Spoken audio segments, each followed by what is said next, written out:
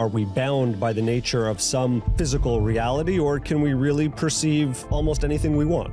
The role of science is to try and make this bridge between what the universe actually does and the narrative that we can carry in our minds. In ordinary physics, you throw a ball, goes in a definite trajectory. Quantum physics, the big idea is, no, it doesn't just go in one definite trajectory. There are many different paths it follows, and those give you many possible threads of time, many possible histories for the universe. How much can we change what we perceive? Things that people have believed for a long time often have a lot more to them than one might imagine. Theoretical physicist Dr. Stephen Wolfram is the creator of the computational engine behind Siri and the tools helping scientists model everything from AI to the fabric of the universe. This idea of a soul is this notion that there's something about what's happening in minds that isn't the physicality of brains. The fact that there is an objective reality for humans is a consequence of the fact that we're talking about humans. There are alien intelligences all over the place. For us to be able to align the way we think with the way that alien mind thinks is a big challenge. If you're going to think about aliens, if you're going to think about quantum mechanics, it's what is needed if you're going to think seriously about anything outside of the reality that you were dropped into. The universe will not be three-dimensional. The alien mind might very well sense different laws of physics. The universe could be one-dimensional, infinite dimensional. Are they close enough that we can communicate with them in some way? You might make people believe in aliens right now. What's really out there is something much bigger and more alien than one had imagined.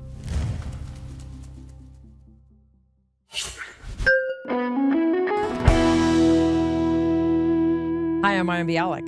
And I'm Jonathan Cohen. And welcome to our breakdown. Today we're going to be talking about a little bit life, the universe, and everything. We have one of the most incredible pioneers in the field of computational mathematics, linguistics, technology. We have someone who literally created his own language that is used all over the world. And we get the fantastic opportunity to ask him really everything under the sun. Why are we here? How did we get here? How did we evolve? How do we understand the way that we evolved? How did his learning take him to the set of Arrival, where he was the science consultant on one of, I think, the greatest movies about alien communication that has been made? Stephen Wolfram, he's the creator of Mathematica, Wolfram Alpha, and the Wolfram language. He's the founder and CEO of Wolfram Research. This is the kind of person you may have never heard about, but your life is touched by him in so many ways. One of the incredible things about Stephen is that he got his PhD in theoretical physics when he was 20 years old from Caltech. He graduated college at 17. He's an intellectual savant and also a really, really congenial, lovable, funny guy who entertains our questions about aliens, telepathy, psi phenomenon. Can we understand the nature of reality as consciousness being a plane where we can dip and cut into time? He explains how evolution works, what's underneath time and space. Can we move faster than the speed of light? And one of the most important questions, how we have a terrible history in science of saying that things cannot happen. His open-mindedness and curiosity and exploration are something to behold. If you've liked any of our episodes where philosophy and physics seem to blend together, where science and spirituality actually intersect, you're going to love this episode. Is consciousness fundamental? Is free will fundamental? We also asked Dr. Wolfram to weigh in on what medicine is getting wrong and how biology as a system is not able to be understood the way other systems are, and what that means for pharmaceutical companies, for our health, and for how we even approach healing. Please welcome to the breakdown, Dr. Stephen Wolfram. Break it down. Thank you.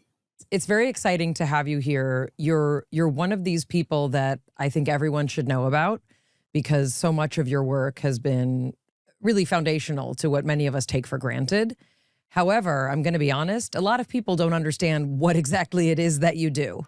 So we're going to let you start from there.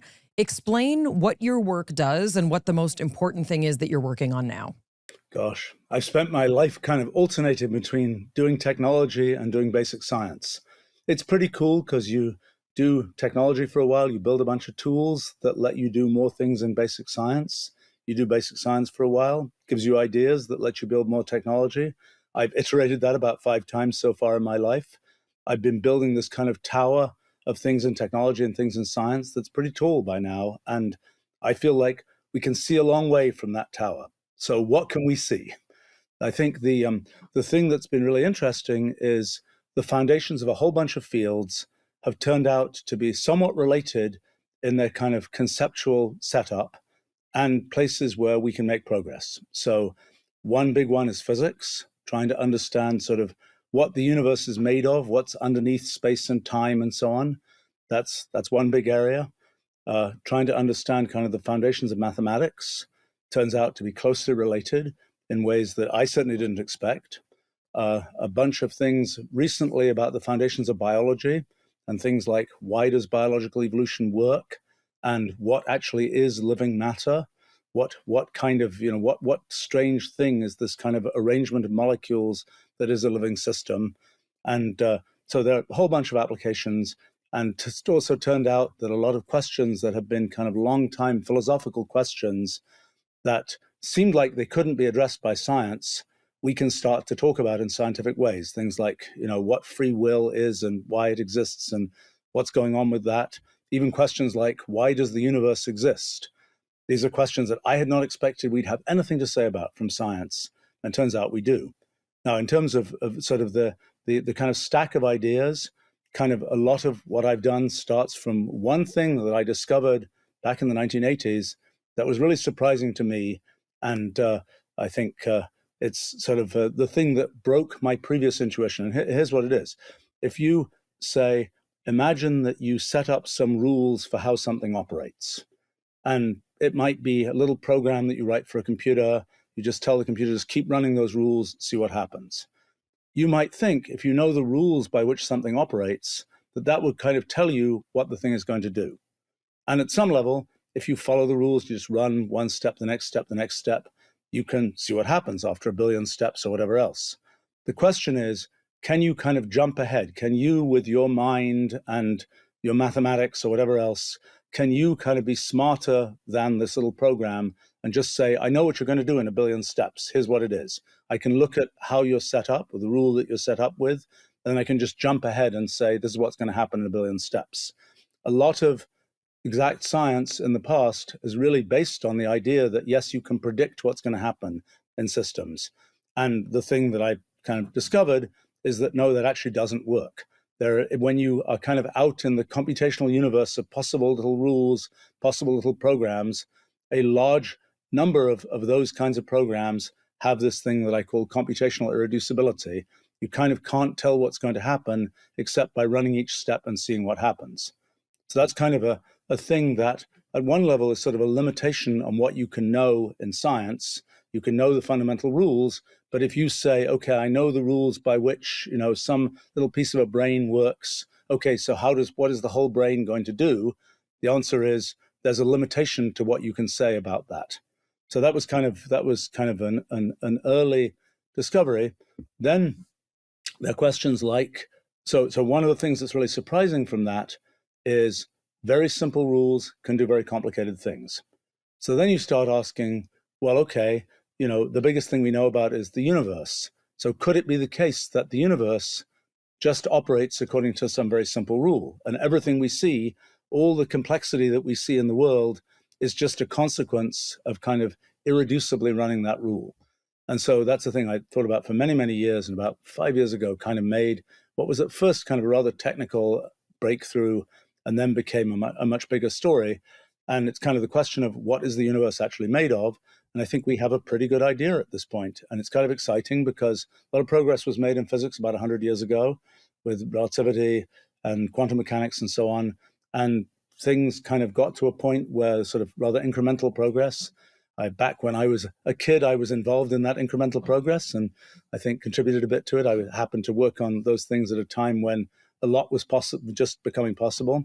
But now I think we're able to actually make some progress again. So the question you start off with, well, what's the universe made of? So, we usually think that sort of there's space is a sort of fundamental thing in the universe. And we have space, we have time. And the question is space made of something? So it's been sort of a question about things in the universe ever since antiquity, which is the universe made of discrete stuff, or is it made of continuous kinds of things? Are there atoms that are sort of discrete elements that things are made of, or does everything kind of flow like a fluid, like water or something like this? People wondered about that for a long time. It wasn't really resolved until the end of the 19th century that matter is made of discrete stuff. Matter is made of atoms and molecules and so on. And it became clear you could think about light as being made of discrete photons and so on. Early part of the 20th century, most people believed that space would also turn out to be discrete. But people couldn't make that work, sort of in the technical mathematics of what was going on then. What we figured out a few years ago is, yes, you can actually make that work. And you can think of space and sort of everything in it as being this thing that is made of just these sort of atoms of space, these just points, and then relations between points. So it's as if there's sort of a giant friend network of the atoms of space. And that's kind of everything that exists in the universe. There's this giant kind of network of points that is the stuff that the universe is made of. And then you can ask, well, what does that thing do? Well, you say, well, every time there's a little piece of it that has a particular form, it will get transformed to a piece that has some other form. That sort of computational step applied many, many times is the thing that leads to the progress of time in the universe.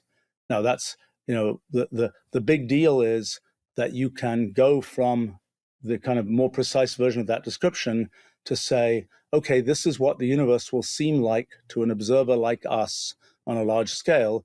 And the way it will seem turns out to follow what we know about the structure of space-time and the way gravity works and things like this. So it's a very exciting, to me, a non-trivial thing that you can go from this very simple underlying description to kind of the things that we as rather large entities relative to the atoms of space perceive as going on. I mean, it's the same kind of story. If you think about, something like a glass of water or something, you might say it's a continuous thing. It just flows, as water flows. But actually, we know at a microscopic scale, there's a bunch of molecules bouncing around in that water. It's just to us, at the scale we're at, it seems like it's just this continuous thing. And it seems like that's the same story with space. We may or may not be lucky in the sense that in the beginning of the 20th century, turned out molecules are big enough that with the equipment one had at the time, one could tell they exist. To know that there are atoms of space, we may or may not be living in the right century to have the equipment that we need to be able to actually say, yes, we can absolutely tell that there are discrete atoms of space. But so that's so the kinds of things that this idea that you can have sort of very simple rules that lead to very complicated behavior that corresponds to behavior that we kind of care about, like knowing how our universe works, for example. That's the kind of thing that I've spent a lot of time thinking about. Mayim Bialik's Breakdown is supported by Incogni. Guess what? Your personal data is everywhere online, and that makes you an easy target for Identity theft. scammers. Oh, yeah. Websites legally publish and profit from your info. It's not paranoia, it's true. Your name, your home address, even court records. Once it's out there, it's fair game for stalkers, identity thieves, or anyone with bad intentions.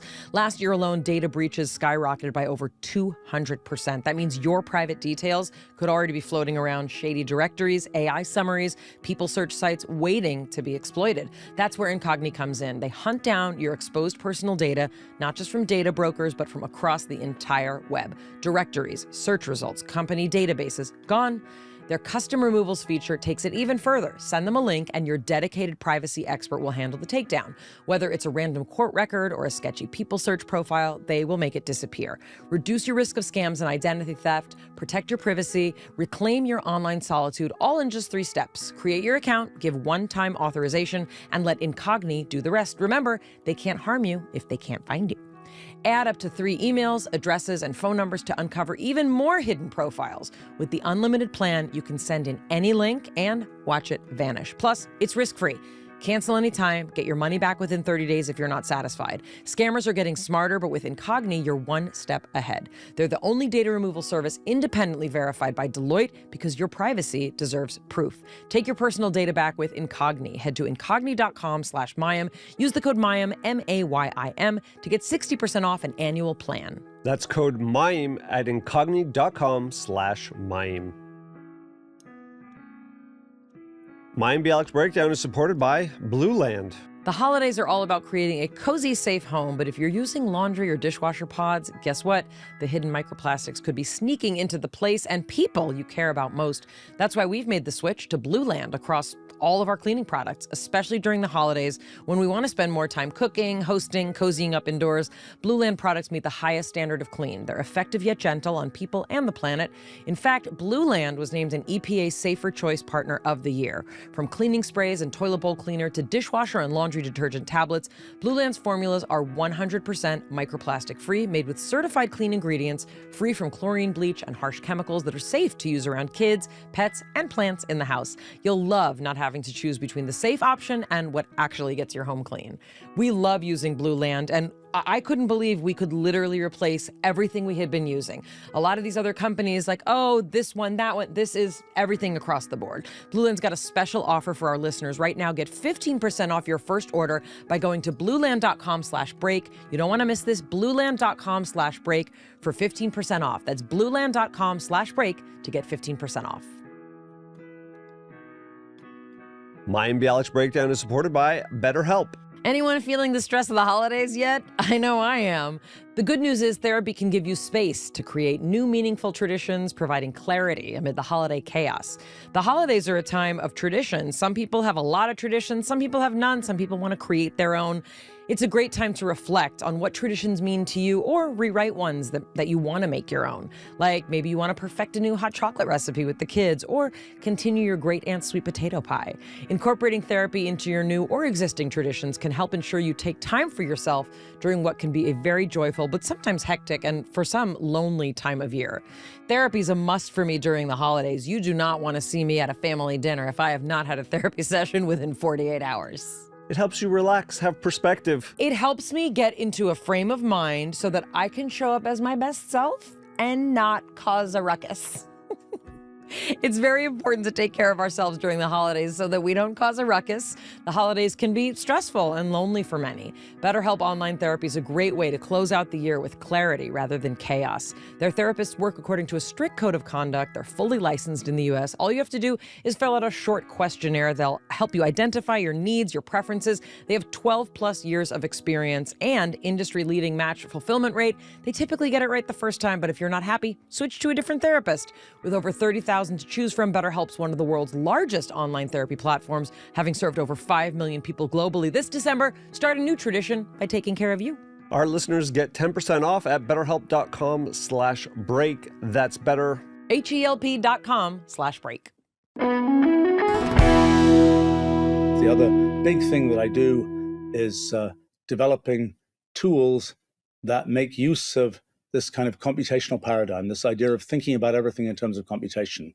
And once you know that the whole universe is ultimately made of computation, it kind of motivates taking sort of the concept of computation seriously.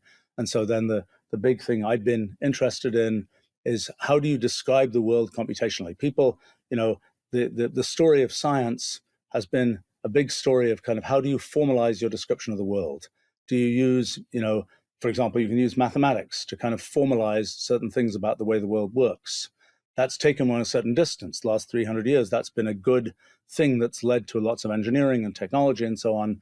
But it isn't a good way to describe lots of kinds of systems. There isn't a good mathematical equation that you can solve that describes how, how a brain thinks or something like this, or even how some simple biological organism works inside. And so the question is, well, if that isn't the raw material, if mathematics isn't the raw material that you should use for those kinds of things, what is? And that leads to kind of the idea of using computation for that. And then it turns out that sort of formalizing things in terms of computation is a really powerful thing to do. In the history of these things in mathematics, people kind of maybe 500 years ago now was sort of this transition from you just talk about math to you have this notation like plus signs and equal signs and so on that let you kind of think about math in a streamlined way. So a big part of my life has been involved with figuring out how to make a similar kind of notation for computation that allows one, just like the notation for mathematics, allows one to build, algebra and calculus and mathematical science and so on. Notation for computation allows you to build sort of computational X for all fields. And that's been, lots of people use the things I built and to do those kinds of things. And that's been a powerful lever in letting one understand lots of kinds of things in the world. So that was a brief attempted summary of the last half century of my life. You did a really good job. I'm struck in particular by this notion of kind of difference in scale, because for most people, especially those who are not trained in fields of physics or quantum mechanics or even mathematics to the level that we're talking about, there's this notion of like the universe is so big, right? Like that seems like something that everybody can get on board with. The universe is so big, right? And that means that we are very, very small. But as you have just described it, this shift in scale perspective is also that there are certain things that if you look close enough, right, they're all the same. So what we are made of is the same thing that the table is made of, the same thing that an ant is made of, the same thing that a single-celled organism is made of, the same thing that algae is made of, right? It's all the same. Can you talk a little bit about even some of the more esoteric implications of that in terms of understanding our place? Are we significant? Are we insignificant? How do we sort of juggle both of these? Yeah, I mean, I think one thing to realize is, we are give or take, a meter in size. The universe is maybe 10 to the 26 meters across, a one with 26 zeros, right? So we're really pretty small compared to the universe, as you say. But actually, the scale of atoms of space is probably, we don't know what it is yet, but it might be 10 to the minus 100 meters. So it's instead of, whatever, a 10 to the 26 is like a trillion, roughly a trillion meters. We're saying that the atoms of space are a trillion, something or other, Earth of a meter.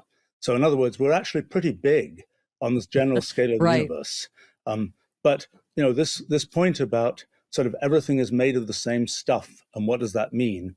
Actually, that rabbit hole goes even deeper than one might think. We know that sort of material objects in the world are made of atoms, and there are roughly 90 kinds of atoms that correspond to the different chemical elements that everything that we deal with is made of. And every one of those atoms of, carbon or something is the same as every other atom of carbon. So it's sort of surprising that all this stuff that we experience is made of a bunch of copies of the same thing. But actually, that rabbit hole goes much, much deeper than that.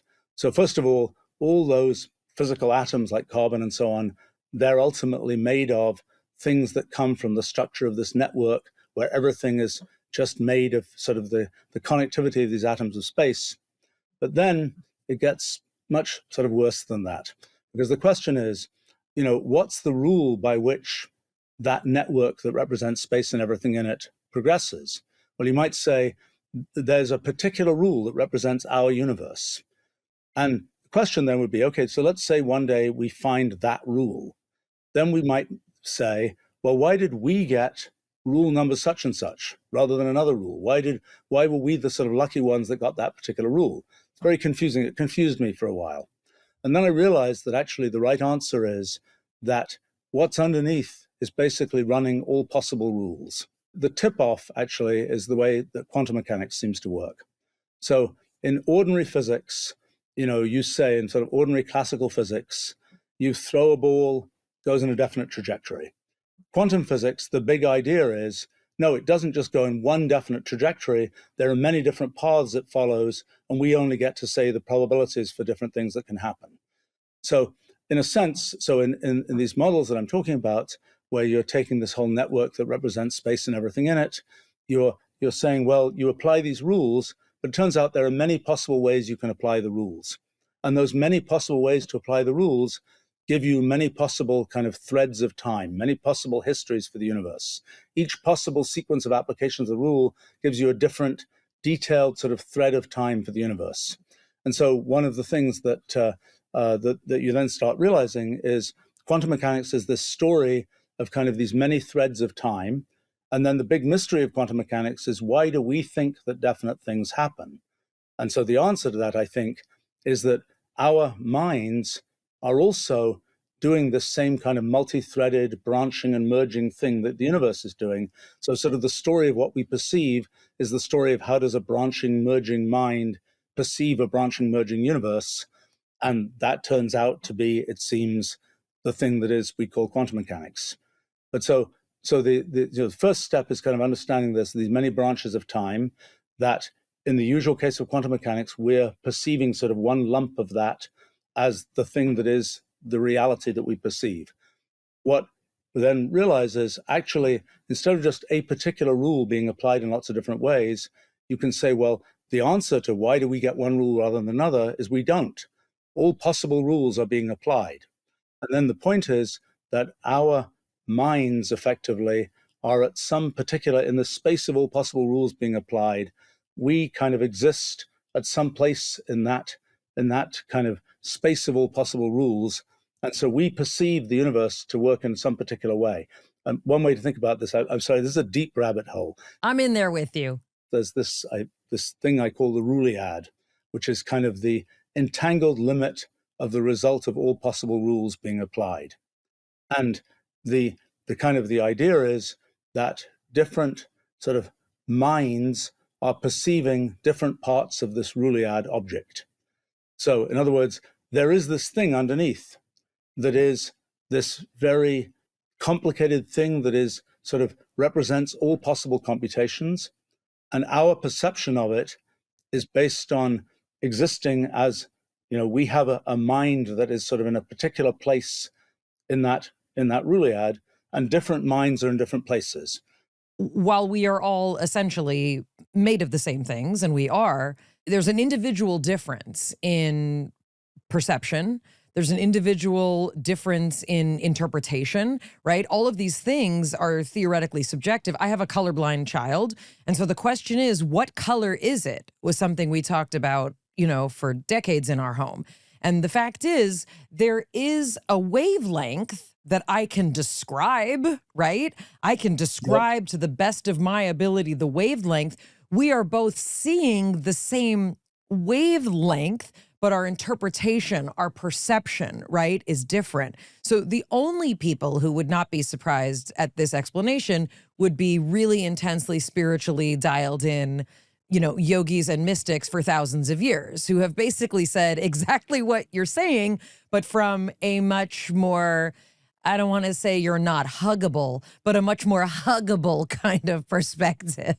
It's a general feature of kind of these questions, deep questions in science and so on, that these kinds of questions have been asked for a really long time. And back before about 300 years ago, the most serious answers came from theology, philosophy, and so on. And then kind of science took off and was very successful in lots of kinds of areas. It did a really good job. Right. And but those questions were not ones that science, as it had been configured, was really able to talk about. And we're finally back to a point where we can start to talk about some of those questions. And I mean, I think to your point, I mean, one of the things to realize, one of the important realizations about thinking about sort of foundations of science is, in the end, what matters is how we perceive things. What's actually out there in the universe, the Ruliad doing all its complicated stuff, that's all sort of irrelevant. What's relevant is what a mind like ours perceives in the Ruliad. Is that true? Yes, I think so. I mean, you're saying it, so I'm assuming it's true. But I wanna ask you to elaborate a little bit on it, because some people might say, well, what if my perception is off? What if I'm not feeling grateful? What if I'm depressed? I mean, I'm really trying to bring this into the level of I'm really asking you what is real. Right. And so I think what is real to each one of us is what we internally perceive. But it may not be accurate. Well, what does that mean? Right. So just to say one piece of science and then to come back to that, one of the big things that has come out of things we've discovered in the last few years is in this Roolead object, this kind of entangled limit of all possible computations, observers like us inevitably observe the laws of physics that we know to be the laws of physics. If we were not observers like us, we would not observe Right. these laws of physics. Let me give a very simple example, which actually relates to scale again. It's like we believe in space. We think there's a thing like space, right? You look around, you're in some room there, it's maybe 10 meters across or something, and you look at the other side of the room, and the photons, the light that's coming from the other side of the room, arrives in microseconds, and from the other side of the room. Your brain, our brains, take milliseconds, thousandths of seconds, thousands of times longer to process what we see. So to us, it's kind of like we're gulping in everything that's in the room in what seems like one moment of time to us. If our brains thought a million times faster, we wouldn't have that perception. We would have, and so that's one very simple example of where, and the idea that, there's a notion of space, and you can say this is the state of the room in space at a particular time, and then at another time there's another state of the whole room in space. That notion wouldn't be a natural one for us to have if we had a different kind of perception of what was going on. So, Stephen, do you frequently freak people out? Like you make them lose their minds? I don't think so. Not in that way. But this is a very, I'd like to know how you do freak people out, if not in that way. But the question is really, this rabbit hole, it can be maddening. And I think one of the things that makes it easier is math. One of the things that make it easier is having nomenclature around it. It's having computation around it. It's having a structure and a place to put it. And as someone who spent many, many years, in the joys of calculus and, learning this other language and then trying to learn the language of organic chemistry, but not being able to, and that's why I didn't go to medical school. I wonder, for people who don't have that sort of math language, for people who don't have, that understanding, it can be very intimidating. I mean, it's intimidating for me, and I'm trying to get my head around it. What's the best way, that you can help people understand big concepts without also feeling like you're exploding people's consciousness outside of their brains? Well, for me, the big thing is visualizing stuff. You see, I'm talking about simple programs, they do complicated things. Just see some pictures of that. It's really kind of clear what's going on. And it's a funny thing because, I'm always trying to persuade, scientists actually do some computer experiments. The computational universe is much wilder than you can possibly imagine. People have all these ideas. I had all these ideas about what would happen there. As soon as people actually do those experiments, their intuition changes. They start realizing things like you can have a very simple program, it does a very complicated thing. That's something very unintuitive to us, because usually if you want to make something complicated, you expect you're going to have to go to a really lot of effort, you're going to have some complicated plan for how it works and so on, but it isn't true. And you can just have a little tiny program, you just keep running it, it makes this really complicated pattern.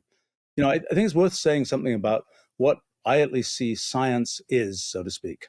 So, there's the universe out there. It's doing all the things the universe does. And there's our minds, which are capable of certain kinds of things. I think the role of science is to try and make this bridge between what the universe actually does and the kind of narrative that we can carry in our minds. So in a sense, it's the goal of science to try and make that translation. Now, how that lands and how complicated the thing that the narrative ends up being to be able to describe things in certain ways, that's a detailed question. Over the course of the history of our civilization, so to speak, the level of sophistication of that narrative has gotten greater. And we've been able to deal with sort of higher levels of abstraction. There are things, one of the things that I suppose is sort of difficult at some level is, we all grow up in a world where there are physical objects we can pick up, and, we're used to certain kinds of things about the way the sort of mechanical world works. Then we say, well, let's talk about this abstract world which is perhaps a generalization of that mechanical world, that abstract world is not one that we just spent, decades, learning about from our everyday experience. It is one where if you do computer experiments and so on, you do get, I've spent enough time in sort of the computational universe. I don't know what the ratio, it's probably a small fraction of my total lifespan, but I've spent enough time kind of in the computational universe that I feel somewhat at home there. And I think that's, I think I'm not unique in that, in the fact that that's what's going to happen if you spend time there. If you only spend time kind of in the physical universe, then that's all the intuition you're going to get. Right. And I think that's sort of the divide that Jonathan and I are so interested in. We have this podcast where we talk about the intersection of science and spirituality. There is a common language, there is a common understanding. How we can articulate that, I think, is the question that humanity is, kind of poised with. Mayim Bialik's Breakdown is supported by IQ Bar, our exclusive snack sponsor. IQ Bar is the better-for-you plant protein-based snacks made with brain-boosting nutrients to refuel, nourish, and satisfy hunger without the sugar crash. Their plant protein bars are packed with high-quality ingredients to help keep you physically and mentally fit. IQ Bar is totally free from gluten, dairy, soy, GMOs, and artificial sweeteners for a natural anytime snack that Jonathan especially cannot resist. Try any of their 9 delicious flavors. More people than ever are starting their days on the right foot with IQ Bar's brain and body-boosting bars, hydration mixes, and mushroom coffees. When IQ Bar sent us their sampler pack, I was excited about the coconut chip. No sooner did Jonathan taste it that he wanted to steal all of mine. Mint chocolate is my favorite, but they recently sent me a gingerbread that I was very skeptical about, and I was like, whoa, I'm already almost done. Right now, IQ Bar is offering our special podcast listeners 20% off all IQ Bar products, plus get free shipping. To get your 20% off, text BREAKDOWN to 64,000. Text BREAKDOWN to 64,000. That's BREAKDOWN to 64,000. Message and data rates may apply. See terms for details. You might not think you like gingerbread, but you will. Mayim Bialik's Breakdown is supported by Symbiotica. So many people are struggling right now with stress, sleep issues, disrupted focus. Symbiotica is here to the rescue with high-quality supplements you can trust and that your body can actually absorb. Jonathan and I love their magnesium L-threonate. My doctor just reminded me, don't forget to take your L-threonate. Reduces brain fog, calms and balances mood, helps support restful sleep. Magnesium L-threonate is the salt formed from mixing magnesium and threonic acid, which is a water-soluble substance derived from the metabolic breakdown of vitamin C. And liposomal delivery actually makes a difference. Faster nutrient absorption. Its patented compound effectively crosses the blood-brain barrier, and we're big fans of the yummy vanilla cream flavor. I love how stress-free Symbiotica makes sticking to healthy habits, even during vacations, road trips. The little packets fit right into my bag. Stay consistent this fall with Symbiotica. If you've been feeling off lately, give it a try. Made a huge difference for us. Go to symbiotica.com/break for 20% off plus free shipping. That's symbiotica.com/break for 20% off plus free shipping. So representing the non-scientist side of the equation, when I hear you say that only what's real is what we perceive, the question a lot of people have is, well, how much can we change what we perceive? And, are we bound by the nature of some physical reality, or can we really perceive almost anything we want? Right. I mean, I think your colorblindness example is an interesting one. There are, the sensory inputs that we happen to have that biology has given us allow us to perceive certain kinds of things. It's easy to imagine, and even we can do it with scientific instruments and so on. We can perceive things which are not our natural level of perception, so to speak. And, a fair amount of what has been discovered in science has been discovered by extending that kind of sensory, level of sensory experience. The next follow-up is many of the spiritual people consider that we have more than 5 senses and that there's an entire realm happening, interacting, the connections between each one of us that can be sensed, and that information is available as data in the universe, and that can also be sensed as we expand beyond our 5 senses. What does your time in the computational universe tell us about that?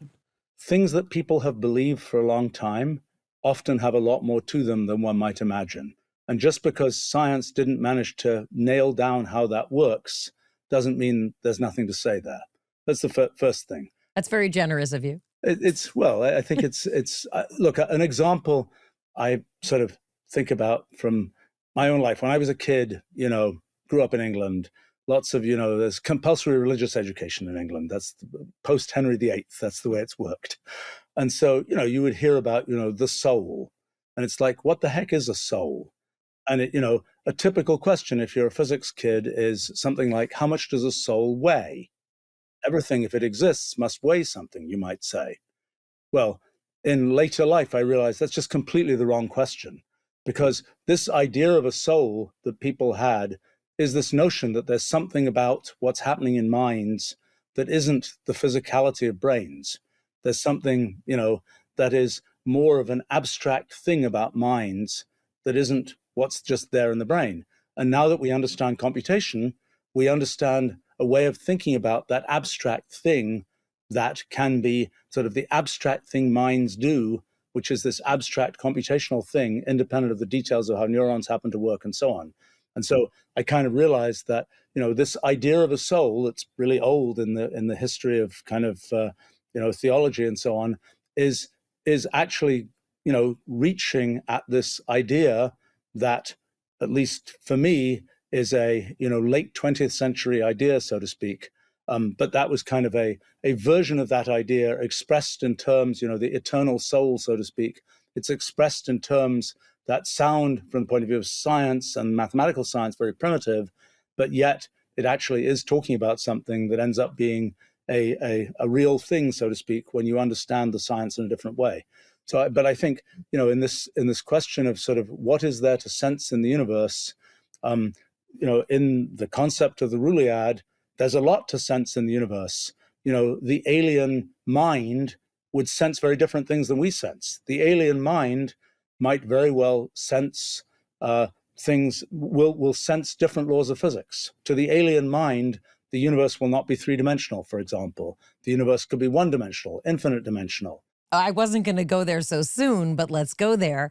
One of the things that people who often don't have a lot of knowledge about in terms of science is exactly what you're talking about. And yet they will make many, many claims about things that can or cannot be possible, right? According to the way we view the world or the way we experience reality. And, I think UAPs is one of those things. There are many, many explanations for the things that people see.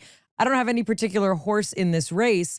However, the notion that, well, that can't be real, and you could insert anything, that can't be real because that's not the way that things are supposed to happen, right? That notion is something that you're basically saying it's subjective, right? So when people who believe that UAPs are, let's say, the aliens sending spaceships, and the notion of like, oh, well, it didn't move at a trajectory that according to the laws of physics, the explanation, again, I'm not saying it's my opinion, but the explanation would be, well, what if this doesn't have to obey the laws of physics? What if it doesn't even have to obey the laws of observation of objects moving at the speed of light, right? I mean, like, you might make people believe in aliens right now. Okay, so well, there's a bunch of things to say about aliens that I think are fairly interesting, but to this point, the fact is we all perceive similar laws of physics because we're all biologically very similar. I mean, identical from a distance. Right. And I mean, even if you imagine that different time scale of thinking that would lead one to have a different view of how space works, it is the fact that there is an objective reality for humans is a consequence of the fact that we're talking about humans. The objective reality, even for a dog or an ant, might be somewhat different. A dog, it's mostly smelling things, not seeing things, and so on. It will have a different view of physics, so to speak. But now the question of when you say, well, what's really out there? What I'm saying is what's really out there is something much bigger and more alien than one had imagined. The fact that physics works the way that physics works is a consequence because of the fact that we are the way we are. Now, if you say, well, can you probe another piece of physics by being different from the way we are. We can't, because we only have the way that we are in order to do physics the way we do it. Right, except that we have a little bit of extension because technology gives us some extensions. Right. We can have spacecraft that go out other places. We can have, telescopes that see in X-rays and so on. Those are things that do let us probe other parts of the universe than the ones that we are immediately able to sense. Okay, but also, like, if we're going to go to aliens, let's go here. There are people who might be in this room who believe that they have perception that is outside of the perception that other people have. And the notion is not that everyone has that same different perception, but sometimes people receive training, or there are ancient traditions that are passed down with cohesion, right? And those people believe that they can experience things that other people do not experience, to the point of, just like there are wavelengths we can't see, just like there are wavelengths we can't hear, right? Are there other wavelengths that people are tuning into, which would fit very neatly into this conversation, including the doubts, the mocking, right? The teasing, the dismissing, the materialists saying you're all crazy, people being put in insane asylums who in other eras would have been shamans, right? How far can you take this difference in perception? Right.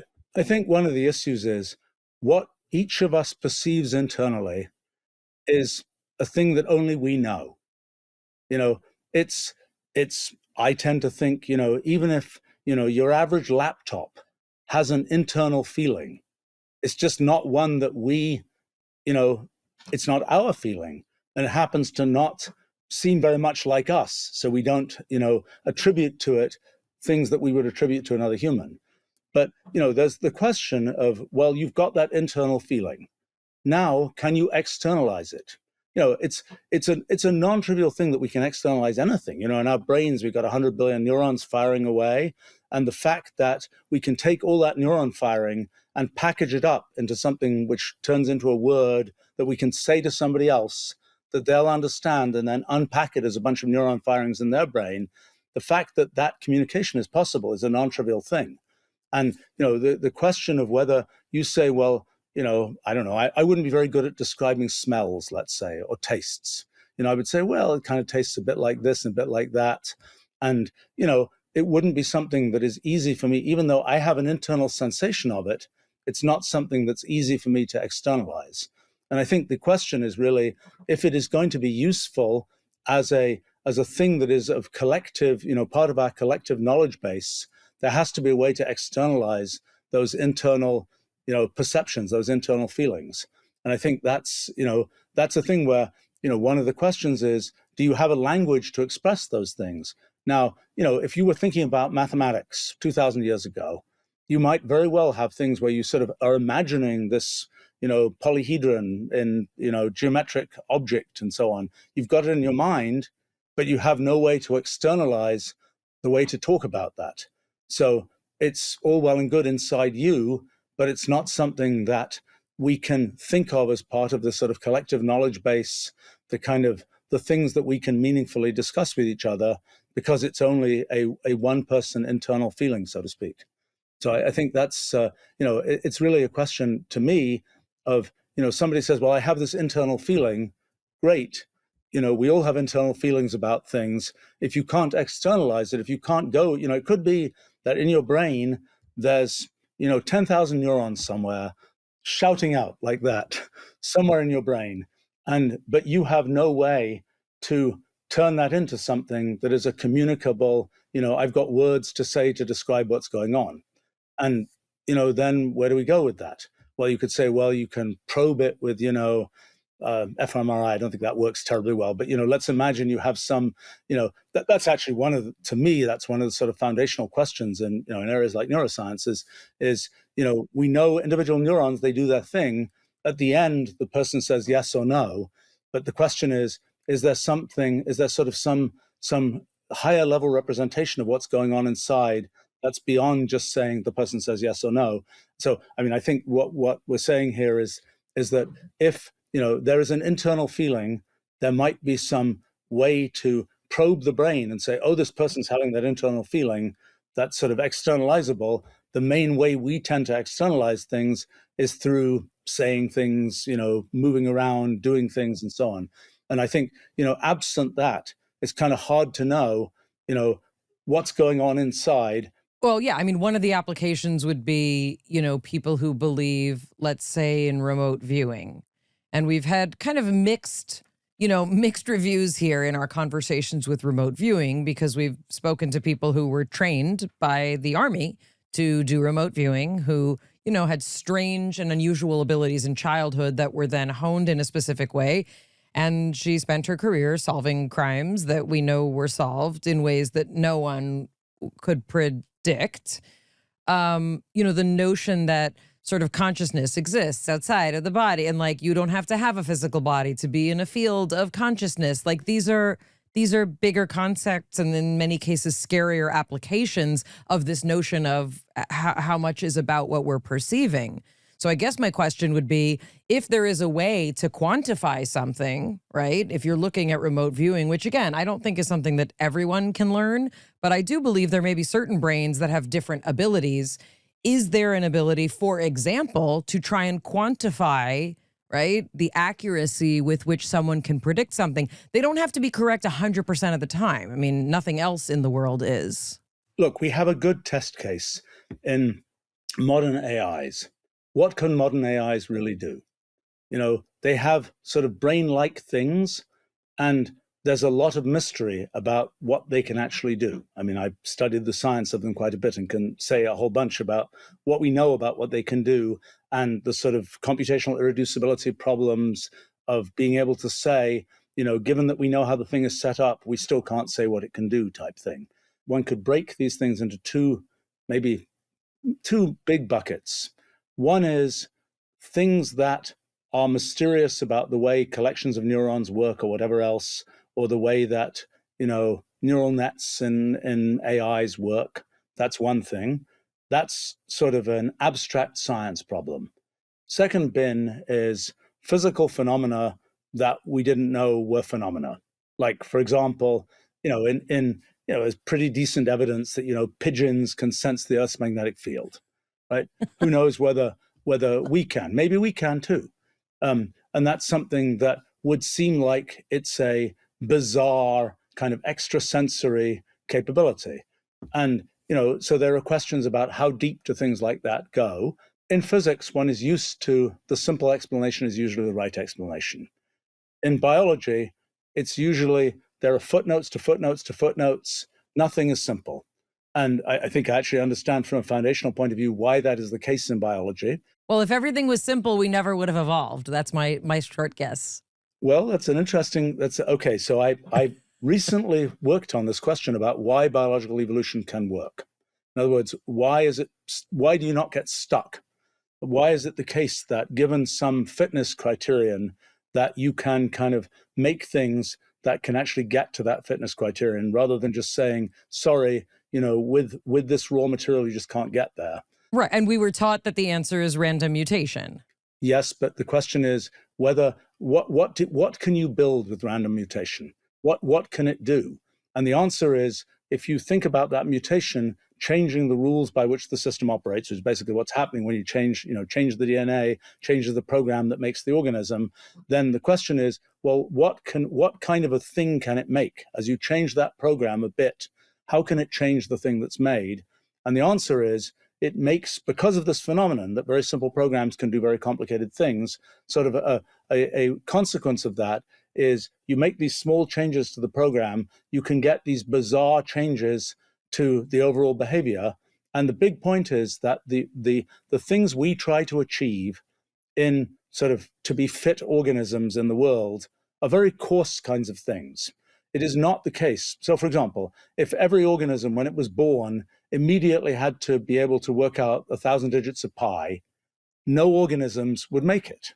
You'd never be able to get that DNA program to be the one that has those digits of pi programmed into the organism. You just wouldn't, this random mutation would never reach an organism that could do that.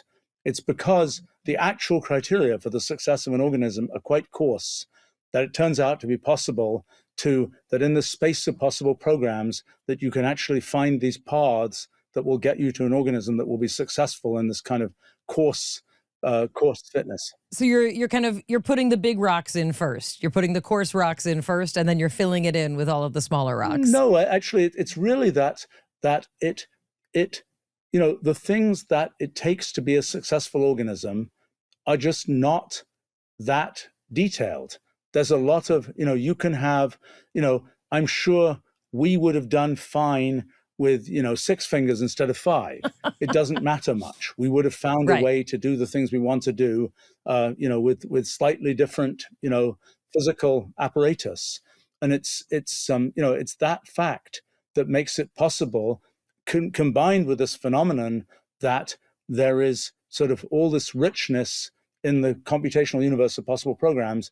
That's what allows it to be the case that you can reach this thing. And by the way, it's the same phenomenon that makes machine learning work. It's the fact that if you try and teach a neural net to distinguish a cat from a dog, fine, you can do that. If you want to teach a neural net to do some very complicated piece of math, it's not going to work. It's because distinguish a cat from a dog is this rather coarse thing where it's kind of very fuzzy exactly what the boundaries of catness and dogness are and so on, that makes it something that you can hit with something where you're just adjusting this neural net to get it to, recognize a cat from a dog. The idea of, well, if you feel something internally, I felt like that conversation might have slightly missed the mark, because while I appreciate how it's being described, the question is almost like, is there math and science catching up to expanding the possibility of human perception so that it's not simply either some person making believe, and now you can qualify the making believe by having those intuitions or signs translated into what is more objectively considered real, like, oh, that premonition happened and that event actually happened in the real world. But what I'm hearing in parts of these conversations is that as we expand our understanding of what's possible, we may be unable to expand our perception of these possibilities. Yeah, I mean, I think the thing to realize, this point about you have an inner thought, and can you package that inner thought into something that anybody else can understand? And that has to do with what language can you use to describe that inner thought? What formalism have you built? And kind of the progress of kind of science, knowledge in general, is this sort of progressive expansion of the kind of paradigms that we can use to describe things, the ways that we can take those raw thoughts that we have and sort of make them formal and structured so that we can communicate them. And so, there's plenty of examples of things where it was very vague before some kind of sort of formal structure was invented that let people do that kind of communication. And that was, that's been true, I don't know, even take logic as an example. Before Aristotle and friends, people were talking about all kinds of things, but nobody was saying, I suspect, oh, that's a valid argument because it has this and that structure.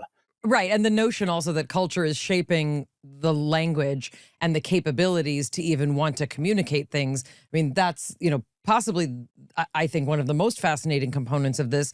But I think where it also leads us to, and we're going to get back to aliens, I'm going to ask you a simple question. Does the body have a language? I mean, okay, that's not a simple question. I meant I'm going to use a very few words to ask the question I'm asking. Yes. Okay. So, I mean, that's a very interesting question, and I think the this issue of how do we best describe the things that go on in biological systems.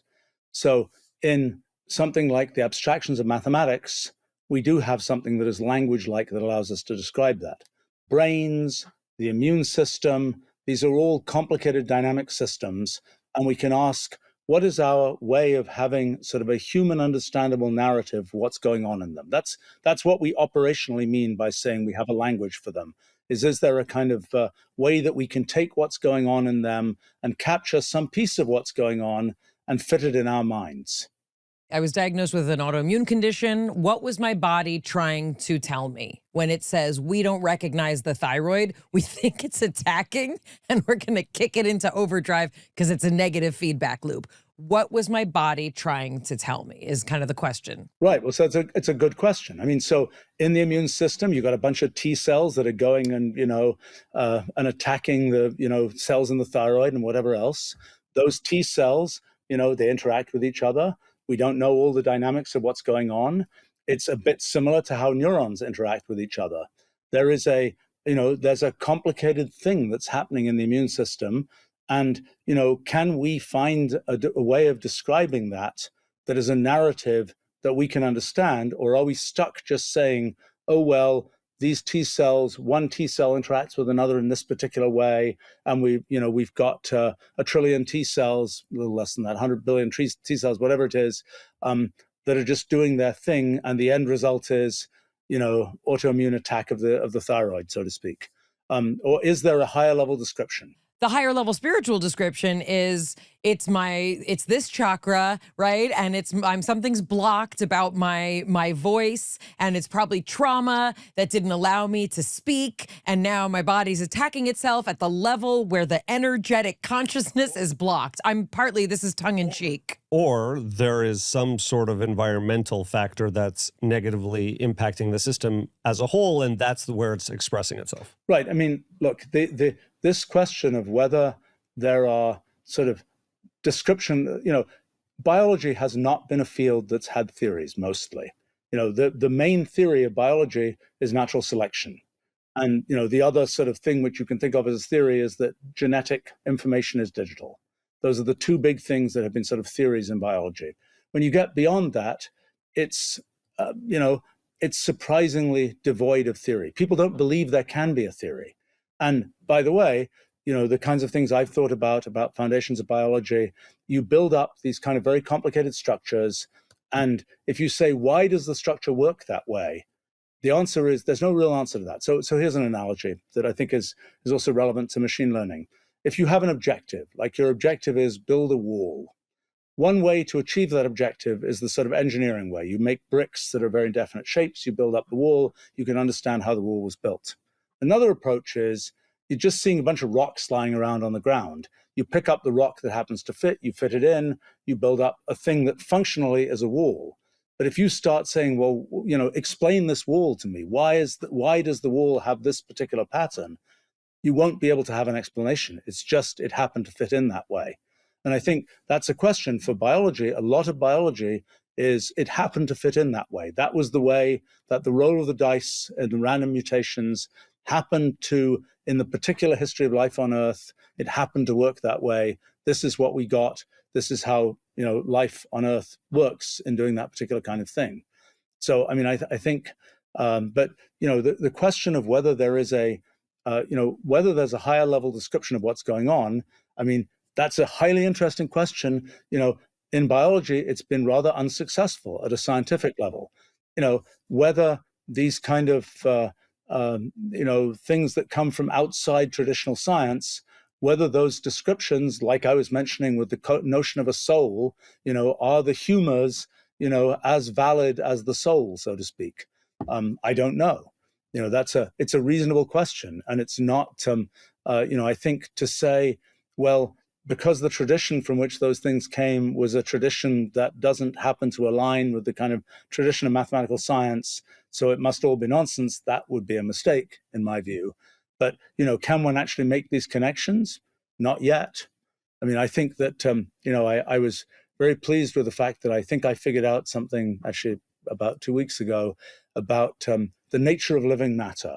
So back in Victorian times, people would have said, what is inside a living organism, right? Is it a liquid? No, it's not really a liquid. People would have said in Victorian times, they would say it's protoplasm. What is protoplasm? It's goo. We're made of goo. Yeah, we're made of goo, right. In fact, even in the thing I wrote about this, I used the term gooey in some part of some description. But yes, I mean, and so what is that goo? Well, one of the things we know from molecular biology is there's a lot of kind of active transport processes. Molecules are kind of moving other molecules around in a way that looks somehow purposeful. Cooperative. Right. And so the question is, there's a sort of orchestration that's happening with these molecules. We are the result of a kind of bulk orchestration of molecular processes. And the question is, can one find a way to describe that notion of bulk orchestration? And I was excited that I have found such a, I've got the beginnings of a way to describe that.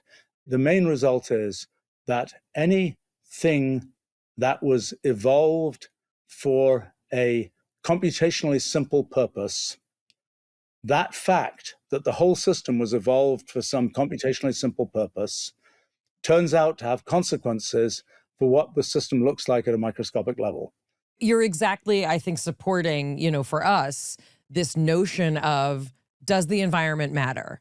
Oh, we know that it does. Does the cellular environment matter? What does it mean to say that the cellular environment matters, even from cells outside of the nervous system? We recently got to speak to Nikolai Kukushkin, who showed this sort of storage of memory, as it were, in cells that are not within the nervous system. The notion of where are we holding things, what environment, right, are our cells operating in that leads to breakdowns in any of these transport systems. A breakdown in any one of these systems could bring the entire organism to a halt, and the Kabbalistic quote that I always say is that there's this notion that if God would stop thinking about us for 1 second, we would cease to exist, right? That there's a constant creation. That's a very Spinoza-like view of the universe. Yes, I'm a Spinozist. Look, he clocked me. The universe is the thoughts of God actualized, so to speak. Correct. It is, but also for me, I'm very interested as a person of faith, which my children think I'm lying because they really just think I'm a good scientist.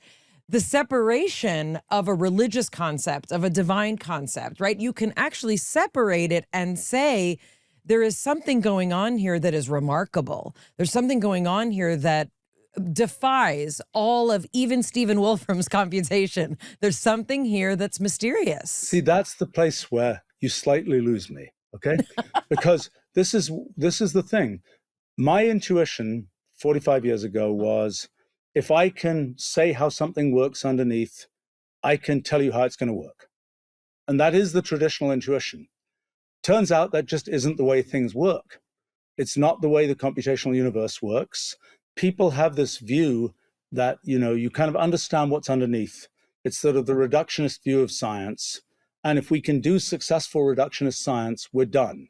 Whenever we can't see a reductionist explanation for something, you say there's some phenomenon about your immune system or something like that, and we can't point to the sort of reductionist thing that answers it, then we say it's mystery. Well, I don't think it's mystery. Okay, so what is it? We just can't explain it yet? No, it's this phenomenon of computational irreducibility. It's like, sorry, you just can't, there isn't a simple narrative that explains what's going on. It does what it does. The question is, and you're asking, I think, a very good question, which is there a language to describe what happens? Which is essentially saying, is there a science of the way that we usually think of science?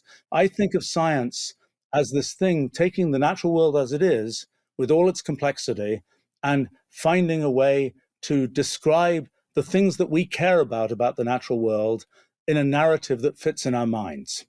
There are features of the natural world we don't care about.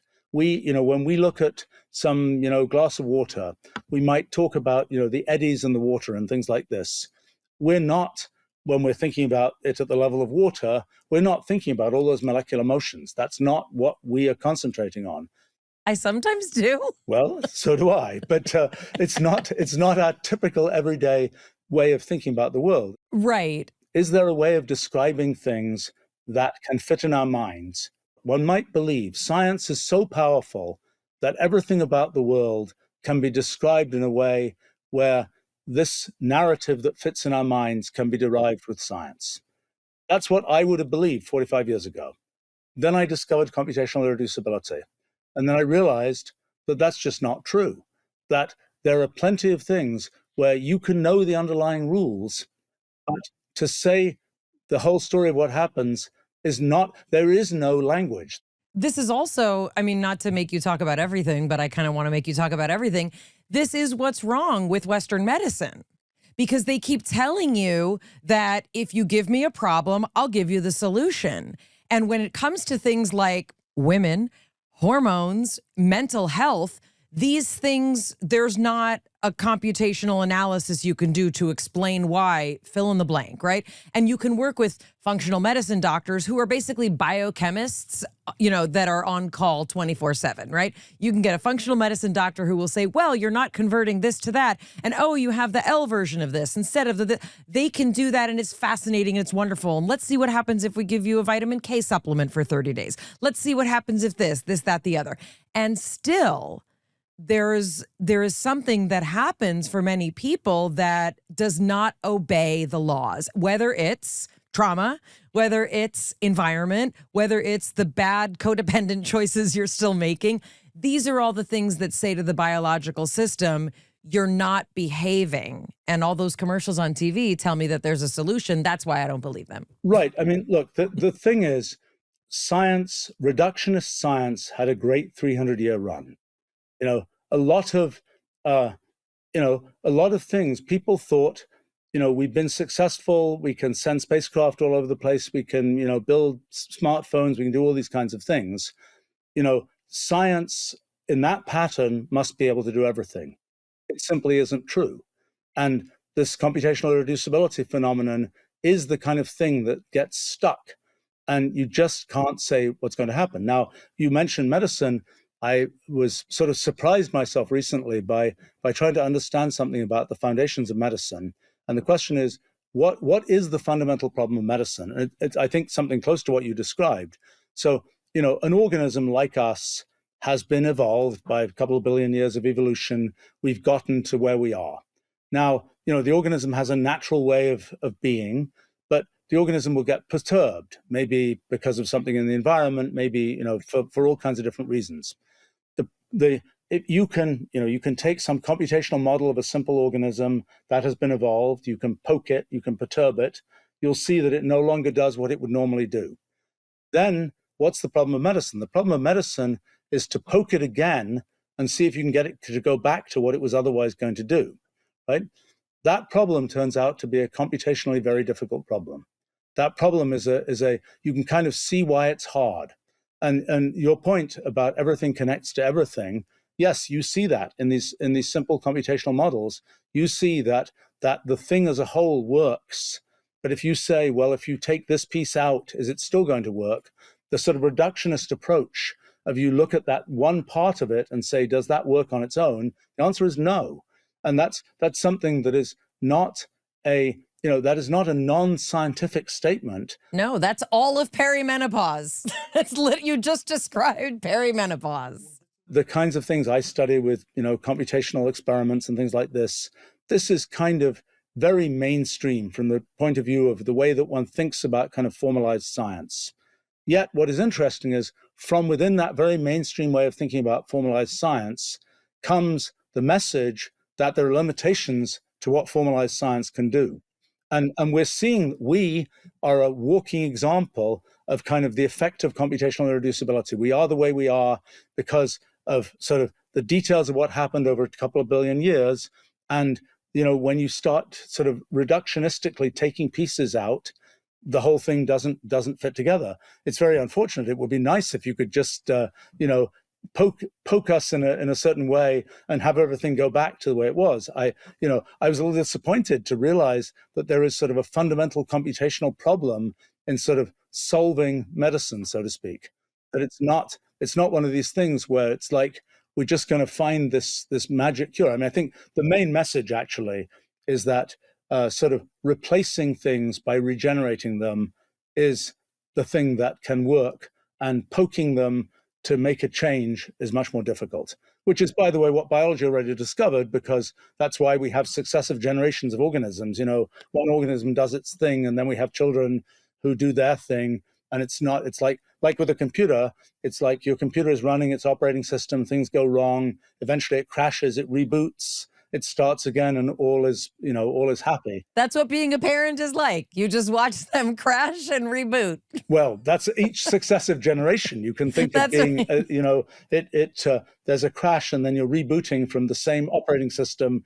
Well, our kids aren't quite the same as us as as Right. one. Well, this is actually what I was thinking for people who repeat the same things that were inflicted on them to their children, which we all hope that we won't. What you're actually doing is not allowing their spontaneous mutations to show how they can achieve more emotionally. I'm wondering from your perspective, is it the problem of computational irreducibility, or is it that we actually don't know enough about how the systems work, meaning that there are probably more factors and more variables than we could have possibly tracked, given how unique everyone's life is. And there's so much about how our perceptions interact with our biology that couldn't have previously been mapped, that potentially with AI now, we may be on the forefront of a explosion of new data and a better understanding of how the system operates that could give us new breakthroughs to better understand, for example, autoimmune conditions and map patterns that, for example, Gabor Mate talks about in terms of the upbringing and psychological profiles that can maybe impact how the biology is functioning. Yeah, I mean, look, the point I'm making is that even if we know all the details about sort of the underlying biochemistry of what's happening, it's still the case that there's a fundamental problem of medicine, so to speak. It's not just that we didn't do the reductionism well enough. There's a different problem. When you put all those pieces together, they do things that aren't things that you can readily predict from just knowing the underlying rules. Now, I think, to your point about, we're this relates to, is there a language of biology, so to speak? In other words, we get all this data. Biology is absolutely drowning in data. There's tons of data. There's no theories. There's no shortage of rats that they are breeding Yes. to then do experiments on and sacrifice. Well, there's no theories. Right. There aren't theories. And there's a sort of a big gap in theory. And that's been partly a matter of not having the raw material to make theories with, and partly a more sociological thing that people kind of just gave up. They said, whenever we try and do something, we have this drug, it's supposed to work, but then it has this weird side effect that we didn't expect, et cetera, et cetera, et cetera. The only thing we can do is do these kind of probabilistic experiments and say, in a randomized trial, this is what happens. And usually they're lying to work for profit. Well, they choose when you say randomized, there's a question of which exact random number, who did you pick, right? That's always that's a very high tech part of the business. Why do you think there's a shortage of theories? Because there has not been a conceptual framework with which to make theories of the kinds of things that show up in life.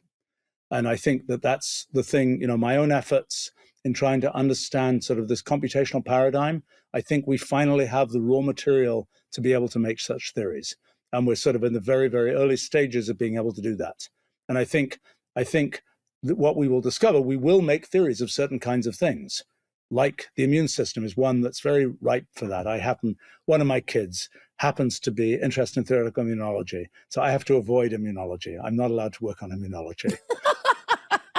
Well, that takes away my next question, which was, do you have any theories that you're cooking up? But if you're not allowed to play in that space. The fundamental problem of the immune system, right, is how we're some antigen comes in and we can make antibodies that fairly specifically target that antigen.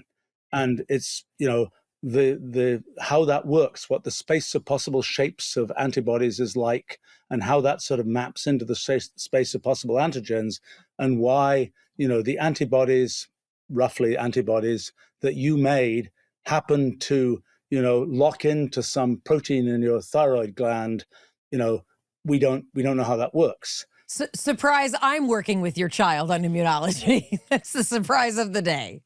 Let's go into aliens, because not just for the flashiness of it, which we are sometimes interested in, what do people who are thinking at these high levels think about things like this, but from also an astrobiological perspective, from a alternate perception of reality perspective.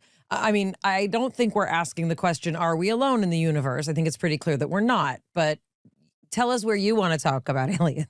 Yeah, I mean, I think it's a sort of philosophically muddled concept. That we have minds that work in a certain way. There are many things in the universe that we might say do mind-like things. I mean, a favorite thing people say is, the weather has a mind of its own, right?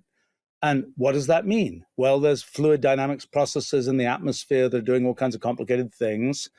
Just like in our brains, there are electrochemical processes that are doing all kinds of complicated things. How do we compare kind of the electrochemistry of our brains with the fluid dynamics of the weather? They're both doing complicated things. Can we say one is fundamentally simpler than another? Well, I happen to have done a bunch of science to do with the thing I call the principle of computational equivalence that kind of says there isn't really a way of saying, no, the weather is somehow fundamentally simpler than a brain. They're kind of computationally equivalent things. Now we say, well, the brain, the weather might have a mind of its own, but it's not a mind like ours. It's a different kind of mind. Well, lots of things in the physical universe, I think, do, quotes, mind-like things. The issue is how closely aligned are they with minds like ours? How much are they minds where we can recognize them as being kind of as being minds like ours? Now, I think this is a thing, you're talking about sort of spirituality and so on, and there's the question, the spirit of the wind, so to speak. Is the wind a mind-like thing? Well, I think at a sort of computational level, yes, the wind is a mind-like thing, but it's not a mind like ours. And so the question is really, out in the physical universe, there are many things which are computationally as sophisticated as our minds. In fact, many things that are much beyond the computational sophistication of our minds in terms of having more components than we have neurons in our brains or whatever else. But yet the question is, are the things that are going on in those things, are they somehow aligned? Are they minds like ours? Are they sufficiently aligned with our minds that we can, for example, communicate with them? Communicating with the weather, tough thing. I mean, it's not communicating with a dog a little bit closer. I think that this is, so to me, this question of sort of, are there aliens out there, so to speak? The answer is there are aliens all over the place. There are alien intelligences all over the place. The issue is, are they close enough, in the way I try to describe these things in what I call ruleal space, the space of sort of possible rules for describing how things work, are they close enough that we can communicate with them in some way? The universe, as we were talking about before, is quite big. It's a long way from here to the next nearest star and so on. The physical universe that you might traverse with spacecraft is pretty big. The ruleal universe, as I call it, the universe of all possible rules, is in some respects vastly bigger than that. So this question of, can you get from a mind like ours to this alien mind, the distance you have to go is much greater than the sort of distance you need to go in a spacecraft to get to the next nearest star, so to speak.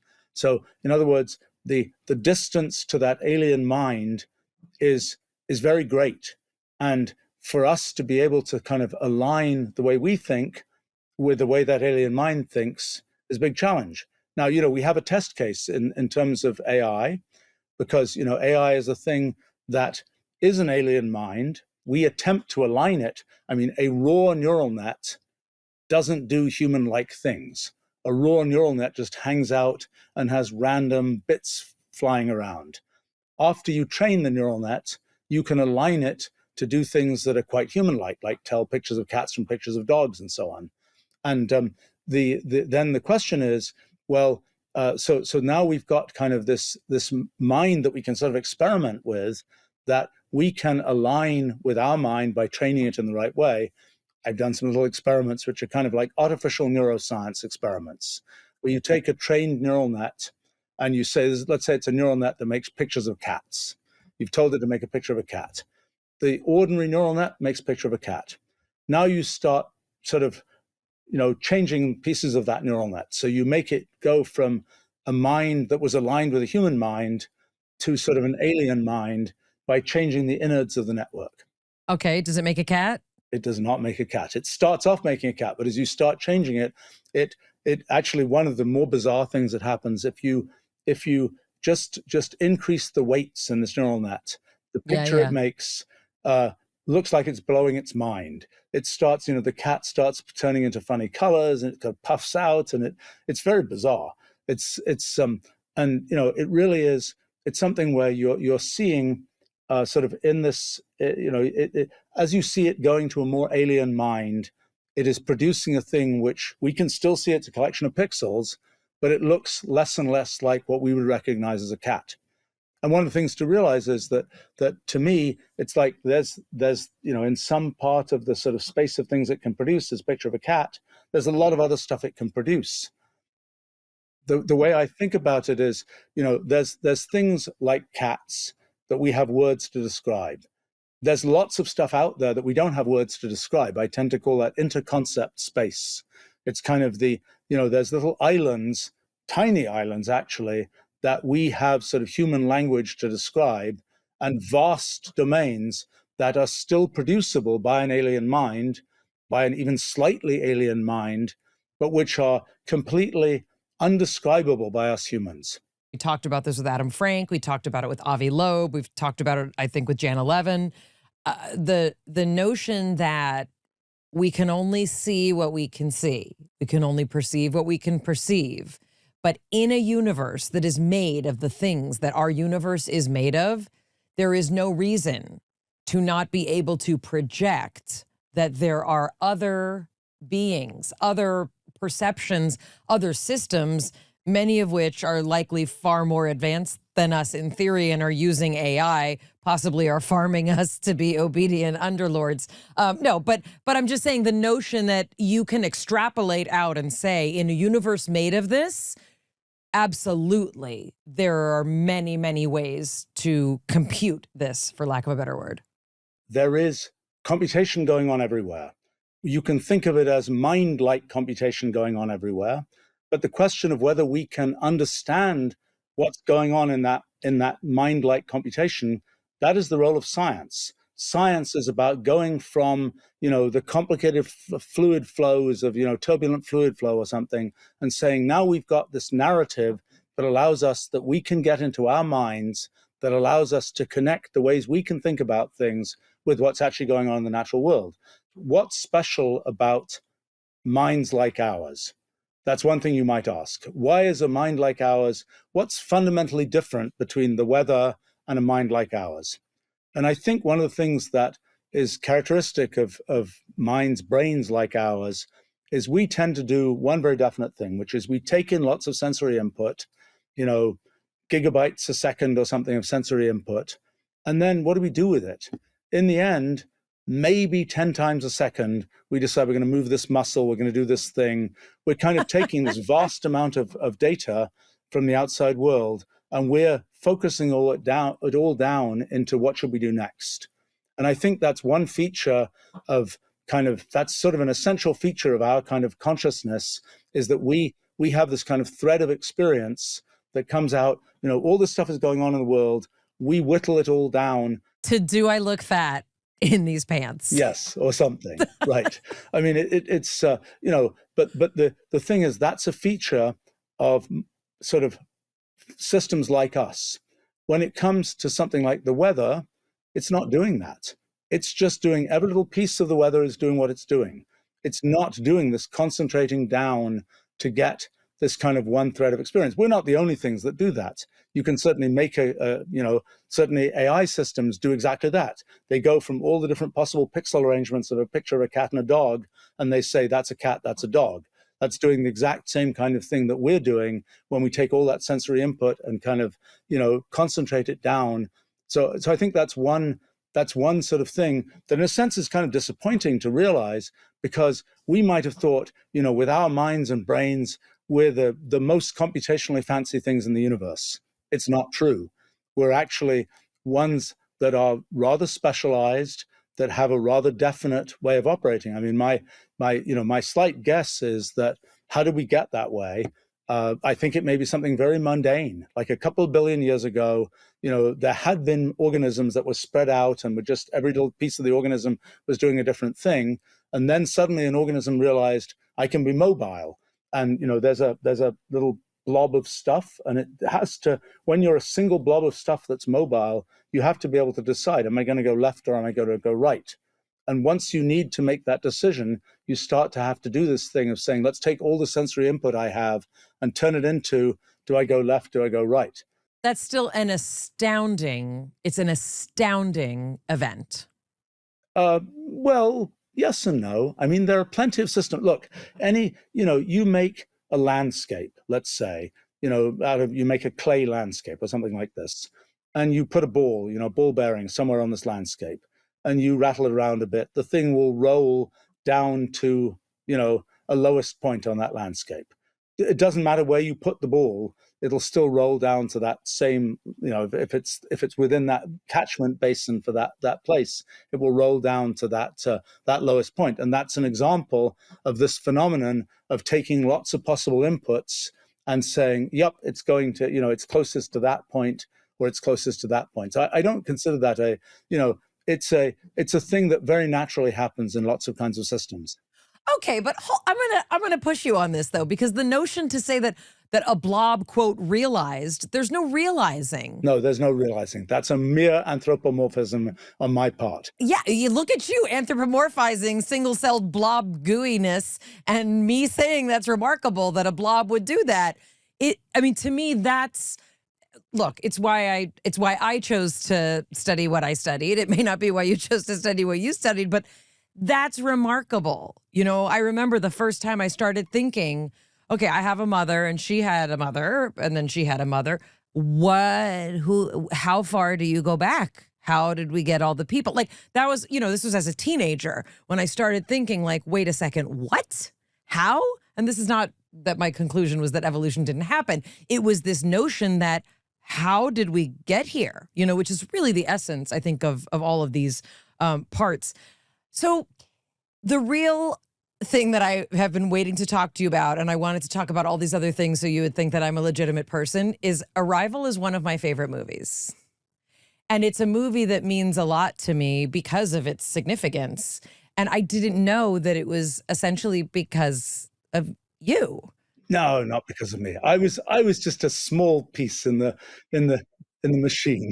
But now that I know where you fit into this, it's really, really beautiful. And I've, read the piece that you wrote, and even just even looking at the diagrams, I mean, it makes me emotional because this was a movie that, I've showed my kids, it's like many conversations. It brings up so many things about, is time linear? Is love linear? Is love the ultimate glue, right? That's binding us together. And what does it look like? And what are the risks of stepping out of the way we think things operate into a completely different level of understanding? And that is what is needed if you're going to think about aliens. It's what's needed if you're going to think about quantum mechanics. It's what is needed if you're going to think seriously about anything outside, really, of the reality that you were dropped into.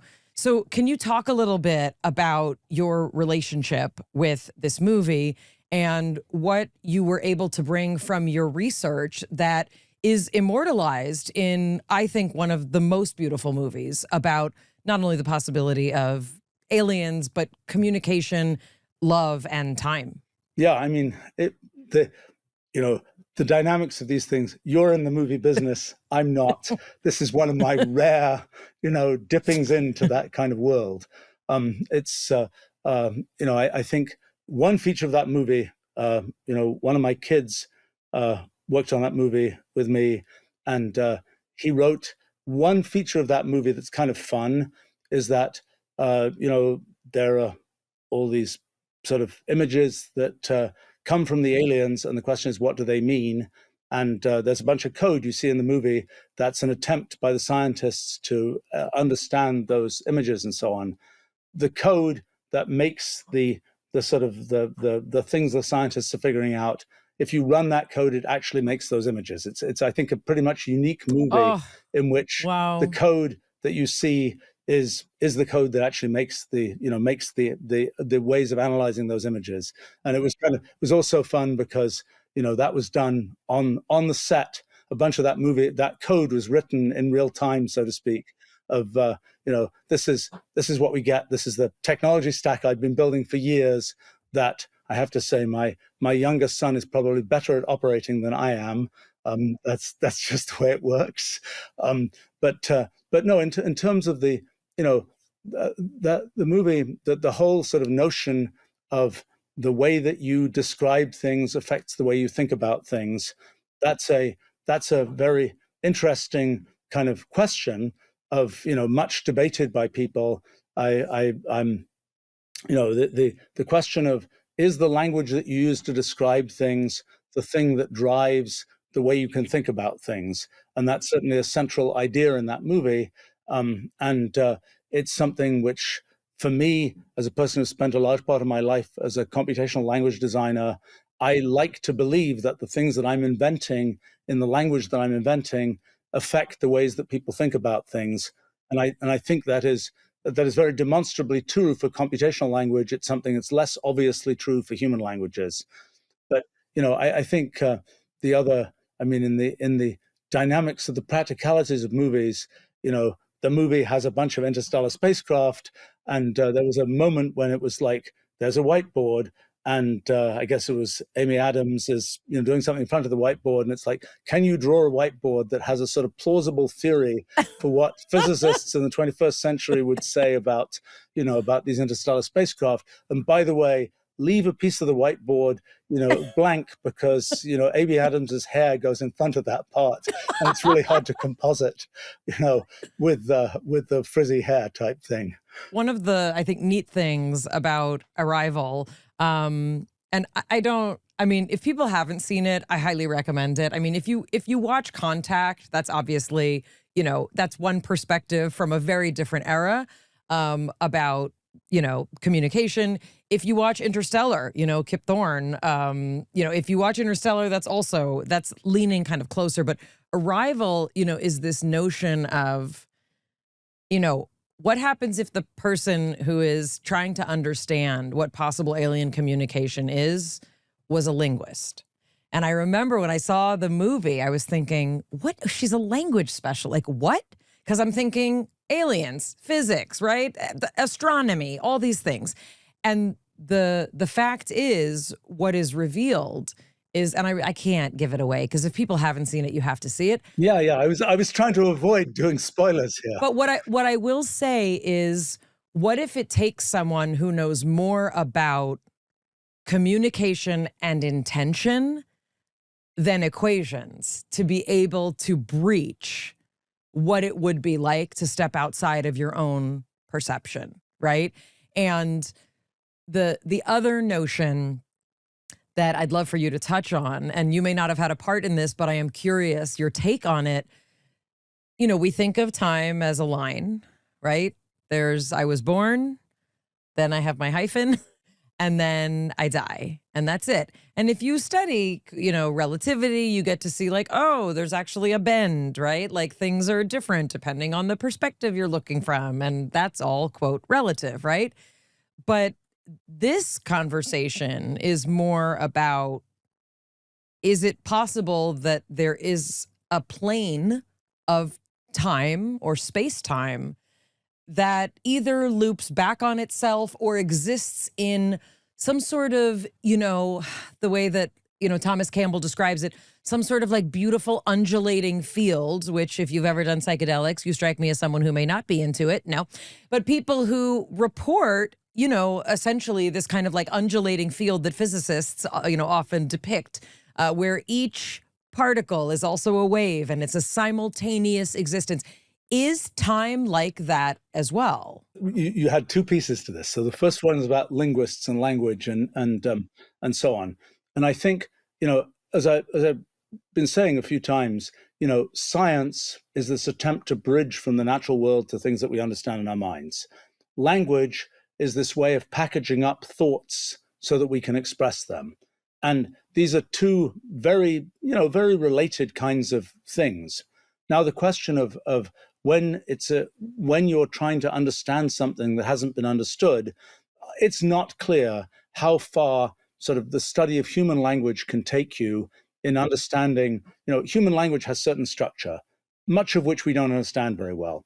One of the big things that has come out of LLMs and the sort of modern AI is something, people are very surprised that it's possible to have this neural net produce fluent, human language.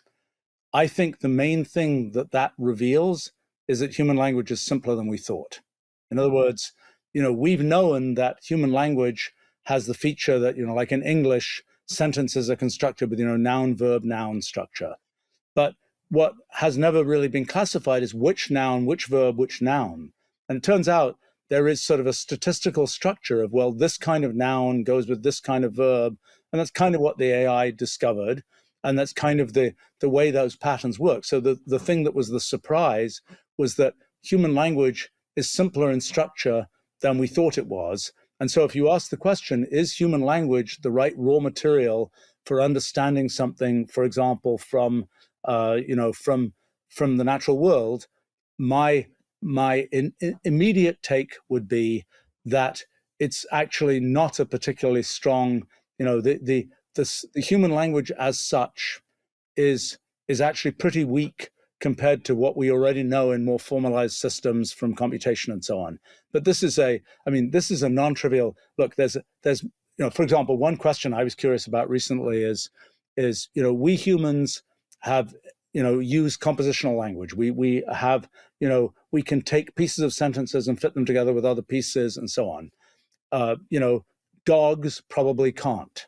Maybe they understand one word at a time, but they don't understand, the whole sort of compositional structure of human language is probably, lost to them. I mean, they understand fear from, 100 yards away, so they have different abilities. Yes, for sure. But this whole sort of structure, this formalized structure that we have of compositional language, they probably don't have. And, it's sort of interesting that if you look at, our brains, their brains 1,000 times smaller or whatever, if one of the discoveries in the world of AI is as you make the neural net progressively bigger, the set of things that it ends up being able to do gets progressively larger. Like it can start recognizing images at a certain size, it can start generating language at a certain size. So that raises the question, if we had brains that were 1,000 times bigger than our brains, what kinds of abstract concepts would we invent that are really not accessible to us right now? And that's, for somebody like me who likes to think about sort of foundational questions and abstract things, it's a little bit frustrating to imagine that there might be a level of abstraction that, but brains like ours just don't manage to reach that. Right. But even with the development of, the frontal lobe as we know it, and we sort of know a bit about that course, at least in our brief time, here on this planet, tracking primate development, we do know that there was a solution, right? How do we get the most matter through the birth canal, right? I mean, all of those details, right? Biology helped us program, right? Right. There's a particular solution that electrochemical brains use. Right. And, as you get bigger brains, more of the brain is full of wire, basically connecting things. Exactly. And, if the brain is 1,000 times bigger, it's all wire, the way that brains are architected like ours. But, the concept of having a brain-like thing, it doesn't, even in digital electronics, it doesn't have to be all wire in the same way. There are different solutions. Well, I mean, but also it makes me wonder, well, never mind. We can talk about this over drinks sometime, Stephen. But, I'm thinking, like, is there more association cortex? Would we have a further, involution in the frontal lobe? Like, is there, I mean, I'm going to sort of go on, what the evolution of structures are like. And those are similar from basically reptiles on. Well, even, you could even say fish in some case. Well, even the sea slug. But, there's a certain, I don't know, there are certain limiting factors, right, to what's going to expand. Is it more association cortex, right? Is that what AI is essentially modeling? Think about how many more song lyrics you would I have could in your remember head. so many more song lyrics. She already has a lot. Right. Yeah, right. No, I mean, but there's complicated trade-offs, because if you have, like, we have 50,000 words in typical languages. That is probably determined by the size of our brains. That number is 50,000. In other words, if we had smaller brains, probably the number of distinct concepts that we could deal with, we don't really know how this works, but would probably be smaller. Doesn't President Trump only use a certain number of words? I once heard an analysis that says that he just uses a smaller number of words. Like everything's like great. I thought he was accused of inventing words. That was the... Also, because he doesn't have enough in there. Different story. One thing to realize is if you had more words, you don't have to have as much depth in describing things. In other words, if if the shape of that plant behind you was, if I could say that was a blah, blah, blah plant shape, I wouldn't have to, I wouldn't have to use any depth. This is fascinating. Yeah, it's like the number of words that certain cultures have for snow. Sure. Or love. Yes. We will often have a conversation where there will be two words that are very similar, and I am 1,000% certain that I know very subtle differences between these words. I know how I would use them differently. And Jonathan is a brilliant person, but I am the child of English teachers, and I know deeply that these words have different meaning. You cannot interchange them. I mean, I could literally teach a class, right, about these different things, and some people just don't hear it the same way. I feel like I can be very articulate because I've got all these intricate words, but it also depends who you're speaking to, because to him, it may all feel the same. So like, maybe we would never have to speak if we could just neural net all of the words that I like distinctions of into your brain. Well, that's of course an issue. I mean, this relates to this thing we were talking about, you have to take the internal thoughts that you have, encoded in lots of neuron firings and package them up in a kind of transportable way. For example, if you imagined, connecting the neurons directly, the neurons in your two brains are definitely not architected in detail in the same way. Hers Right. are like salsa dancing and mine are like relaxing. But it's not like this is neuron number, 2 billion, whatever, is going to be the neuron that represents the color red or something, and you can connect that to somebody else's neuron of the same kind. It's the encoding of what's going on is very different. And the fact that we can package it in terms of concepts that are transportable is a non-trivial fact about the world and about the way that we perceive the world. Because it's not obvious. It could be the case that everything about the world was kind of this incoherent mush, that, the random collection of pixels and so on, that we couldn't have any higher level description of. The fact that there are higher level descriptions is, I mean, from a science point of view, that's a very fundamental thing that makes science possible. There might not be any higher level descriptions that you could make, but there are. Another form of communication that we're hearing more and more about these days is telepathy. Instead of having to communicate and articulate and choose the right word, some people believe that they have the ability to just send the message directly. It's always nice to see when these things come back. That was a big 1950s thing, right? Telepathy. And it's always interesting. It's one of these things where you could say, do computers have telepathy? Okay, question. So back in the day when the first computer that I used, which is the size of a large desk and very primitive object, it had a tone generator, and it would make. You could take a radio and put it next to that computer, and it would be squawking all over the place. That's less true of modern computers. But computers emit electromagnetic radiation. Computers are affected by electromagnetic radiation. So the question is, could computers reasonably have telepathy? And the answer is probably not, for the following reason, that the details of that signal are a total mess. They're the result of individual transistors doing this and that thing. The way that some other computer is working won't be exactly the same. The way that computers actually communicate is through doing things like what we do with language. That is, they package up those microscopic, digital bits into larger scale things that are sort of known in common to the two computers. Our detailed thoughts and brains are encoded not in some, if you're having an epileptic seizure, there's some large scale, electrical effect in your brain. Yes, but we're talking about like explicit memory, right? This person died. I learned it in the field. There's no other way I would have known that. I know when they died. I know how it happened because I was told telepathically. That's a leap. And that's in the category of, I can't imagine how that could possibly work, which is not to say that there's no way it can work. It's just Right. that there's some kinds of things where somebody says, I bet we can sense magnetic fields. I would say, yeah, I can kind of imagine how that might work. This question of what's possible in science, what's not possible, the story of kind of, things that are possible, things that are not possible. There's a terrible history of saying such and such a thing is not possible. I mean, I'll give you an example. Let's say, when you scramble an egg, can you unscramble the egg? You might say it's just not possible to unscramble it. No, because the protein's been unfolded. We can't refold that. Yeah, but what if you had little nanobots that were Yep. all programmed and are operating at this molecular scale and are, carefully reknitting the protein and so on? And it's something where you say, well, but we just couldn't actually do that. But that becomes a more complicated story.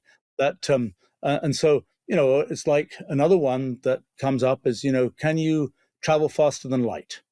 Okay, so the usual theories of space-time say, no, sorry, that's not possible. Or if you can, I can't detect it because I can only see at the speed of light. That's not the only issue. I mean, so it turns out in these models that we have of space-time now, we can kind of really address that question in a more serious way. So I'll give you an analogy. So if you're, let's say you're in air in a room, and you're saying, if I was at a molecular scale, how do I get from one side of the room to another? Well, every molecule in the room is traveling at roughly the speed of sound, but it only goes for a micron before it hits another molecule and gets sort of thrown off in a random direction. If you could know which molecule to hop on at every stage, you could go across the room at the speed of sound. But in fact, you say, well, but we couldn't do that because, certainly we couldn't take us and make us be riding on these molecules because we're pretty big compared to these molecules. Maybe you could imagine a molecule, but then you have to have that molecule has to be able to do the computation to figure out which molecule to hop on. And that's not going to work at the scale of a molecule and so on. Turns out the same kind of thing happens in space-time. It turns out that if you could operate at the level of the atoms of space, you could make a thing that would sort of hop between the atoms of space, and you could effectively make something which in certain conditions would be able to effectively go faster than light. The problem is you couldn't do that. The thing that could, a thing like us that is a mind like ours just wouldn't possibly fit in what it takes and wouldn't be able to do the thing that can operate at that scale, couldn't do the computation to figure out what to do next. So the statement, it's not possible, has to be a little bit footnoted. Yeah, and I think the question is also what's measurable and how. And one of the challenges with psi phenomenon is that you cannot always replicate something. It doesn't have to be a system that is observing the other laws of things that we can predict. So when people say, well, if any sort of, precognitive ability was possible, everyone would always be winning the lottery. And that's not true. For me, again, I'm trying to frame this. We're talking about what are the genetic, environmental, epigenetic components that might lead a system to be able to perceive something that I do not understand.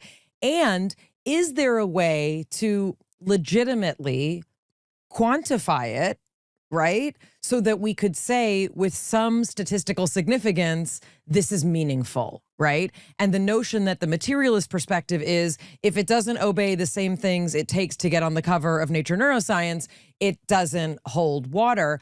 To me, that's not fair, meaning we have to adjust the expectations to the situation that we're actually trying to observe. Right. Well, I mean, look, one of the conceits of science is you can do reproducible experiments. It is possible to have an experiment where you can take this thing and have it work this way. And, if you do the same thing again, it will. Now, it's not self-evident that that's ever possible. It could be the case because the universe is in a different state when you next do that experiment. And it could be the case that you can't separate off the thing that is just that experiment from the rest of the universe. This question of what matters, I mean, this is the essence of doing scientific experiments, is to be able to tell what matters. I mean, in other words, you don't know whether, you do some experiment and, maybe it turns out the air pressure that day critically matters, and you just don't know. Well, and with humans, one of the things that in the telepathy tapes, which we've spoken about a lot here in terms of veracity and many other things, if you take a child, let's say, that's nonverbal and you try and, say, is this child really able to read minds, whatever that means, if you remove them from the person that they're closest to and you try and do it with an experimenter, in many cases, this introduces a level of strangeness for them, especially if they're nonverbal, if they're on the spectrum. They don't feel safe. They don't feel comfortable. So yeah, this is a question of also, of course, you want to eliminate the possibility that they're getting some sort of coding, right, from the parent or the person they're close to. But also, if someone's got these special abilities, my guess is they need to be in some sort of safe state to be dropping into a place where they can even access whatever's going on. And that's true of anyone. This is where it all gets very muddy and complicated, right? Because it's like, did they pick up some microfacial expression from somebody, or is it a thing? And then is the actual ability one that is about picking up microfacial expressions? Which is also fascinating. Right. I mean, it could be that people have, some people have, greater ability to do that. That's a thing that wouldn't be super surprising from a neuroscience point of view. In the 1950s, sort of people had the view that telepathy would just be a thing. And, and then it sort of disappeared. And it's interesting to hear that it's back. My own guess about sort of looking at the arc of sort of the history of science and things which people thought were implausible and so on, usually what seems to happen is there's sort of possibility A and possibility B, and there are definite schools of thought that go after one or other of those possibilities. The truth ends up being something bizarre that's in the middle. You prepare for A and B, and X, Y, and Z happens. Yeah, like you think you're doing some telepathic thing, and it turns out, there's pheromone secretions from humans that people pick up in some olfactory way that, goes directly into some part of the brain or something like this, which is just something that wasn't part of what you were thinking might or might not be happening. We recently spoke to Federico Fagin, who, among other things, created the microprocessor and also had a very, very profound spiritual experience, inexplicable. And also his book is called Irreducible, which is a word that you also favor. So I thought that was sweet. One of the things that he says, though, and this goes back to really what you talked about in the opening, he says that consciousness and free will have always existed, meaning they are foundational kind of to our understanding of the formation of the universe. He believes that there's this sort of one, which, I think some of us would call God, but that there's some one unity that is part of this sort of evolution, but that consciousness and free will both exist as part of this oneness and that they're foundational. What is your sort of take? I know it's like a big question to end on, but where does this fall in terms of also our computational understanding? People thought, in the science fiction movies of the 1950s, for example, once there was a program for the robot, everybody knew what the robot was going to do. And the robot clearly didn't have free will because it was programmed and you knew what it was going to do. The thing that comes out from sort of this idea of computational irreducibility is just because it was programmed doesn't mean you know what it's going to do. And I think that's the essence of what we perceive as being free will. That is, just because you know sort of the reductionist view of what's inside the thing doesn't mean that you can outrun the actual process of the thing doing what it does. So in other words, if you say the thing doesn't have free will, if you can say, well, I can tell what you're going to do, therefore you're obviously not, freely doing what you're doing. You could just be predictable. For it to be free will that seems to be free of its underlying laws, what I think makes it seem free of its underlying laws is that you just have to run those laws and see what they do, rather than just saying, I know the laws, therefore I can predict what will happen. So I view sort of that notion of free will as being something that is absolutely ubiquitous in the computational universe, in lots of systems that we see in nature. We can't predict what they're going to do, just like we can't predict what minds are going to do. So I view that as definitely being a very ubiquitous thing. As far as consciousness, I think that's much more special and, in a sense, much more kind of much lower level at some level, in the sense that, as I was saying, I think one of the essential features of the thing that is consciousness for us is this phenomenon of taking all this external data and sort of, pulling it down to this single thread of, so what our thread of experience, what are we going to do next, and so on. So I think that seems to be the essence of kind of consciousness as we operate it, so to speak. And I think that's a thing that, when you look at the universe as a whole, that's happening in different places in the universe, but it's not the generic behavior of things in the universe.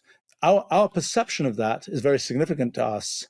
The fact that, the ball can roll down into that one hollow rather than another one and so on is, a similar kind of phenomenon, but, less interesting to us than our own perception of consciousness. One question is consciousness kind of the top of the pile for what happens in the universe? And my answer is no, it's not. It's one of the things that is a subcase of one of the things that can happen in a universe like ours. And it's one that's very significant to us, but, to the weather, for example, it's not terribly significant. The weather's view of our, oh gosh, look at those organisms. And of course, I'm anthropomorphizing ridiculously here by attributing to it some kind of communication like that.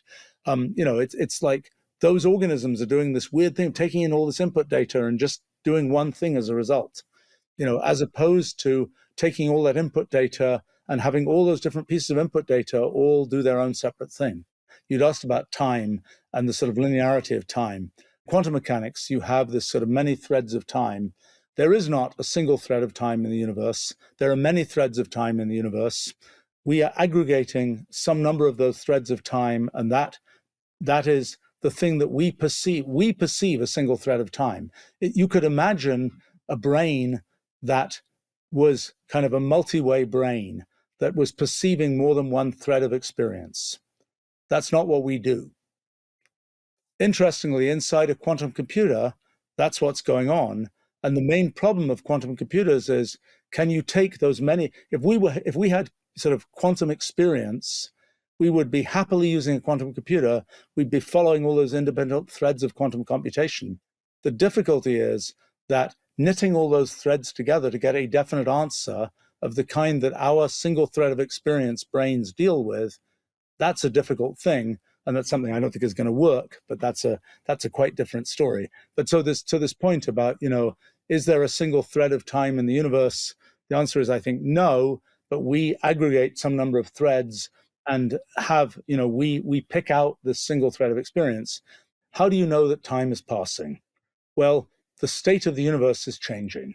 And that's kind of the passage of time is the progressive changing of the state of the universe according to some kind of rules.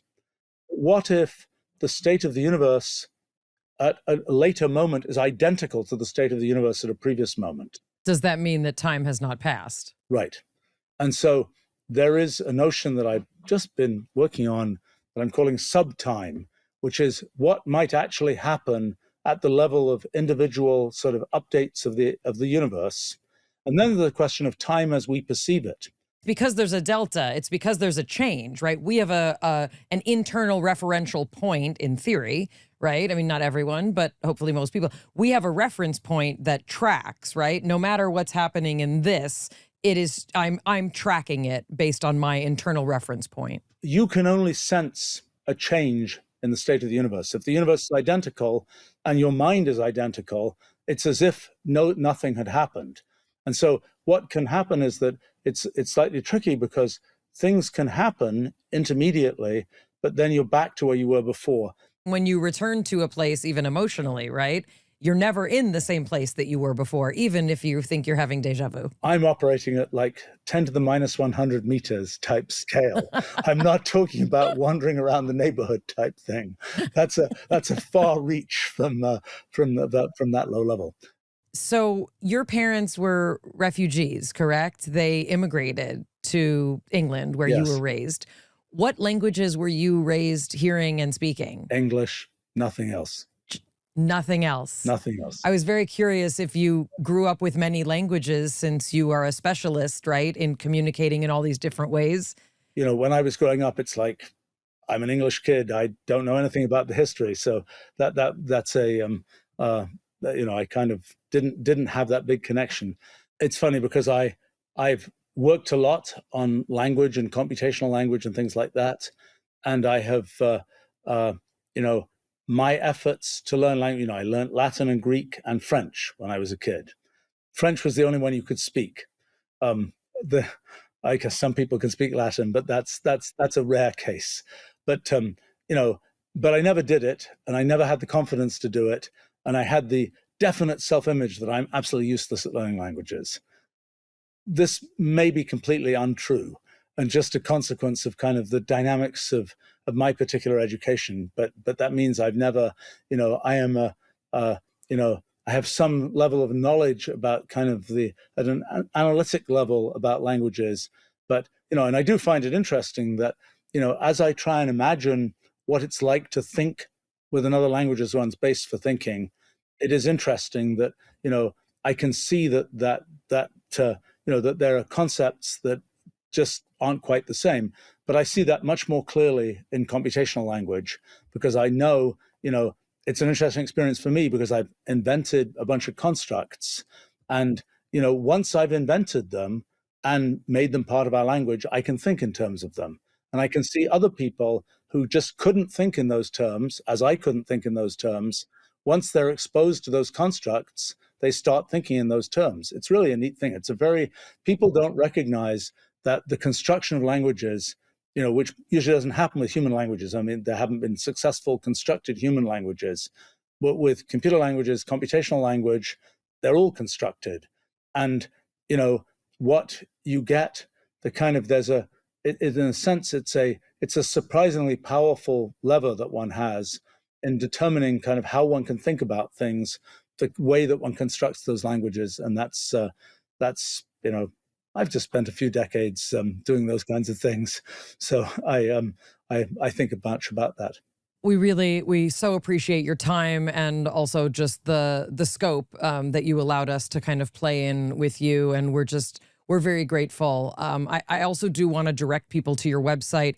You have this beautiful scrapbook. I don't know who put it together, but you can follow your progression, both in pictures, in images, like some of the drawings from when you were a child. And yeah. I don't know whether those should be on the web, but I think but it's like one of the first things was like how many spikes were on the tail of the Stegosaurus. And I'm thinking that's what child Stephen was thinking about. Yes. And also, I don't want to embarrass you, but there's not many people, who have achieved what you did, especially at a young age, to get your doctorate really when you were, I think, 20, and to have also this much kind of like ability to interact and to converse on so many different levels with us. We're just so honored to get to meet you and to speak with you. So we really appreciate it. Nice conversation. You got me to talk about all kinds of things that I have never talked about.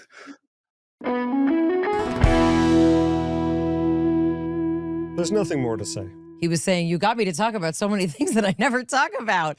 And he talks about a lot of things. He talks about a lot of things, but I don't think people usually ask him about free will, consciousness, telepathy, psi phenomenon, and aliens. How dogs communicate. I could tell that you felt insulted when he said, like, dogs don't think like that. I knew you were thinking, he doesn't know our dog. Last night, our dog, I was trying to go to sleep. Like you do. Our dog has started to try and wait me out.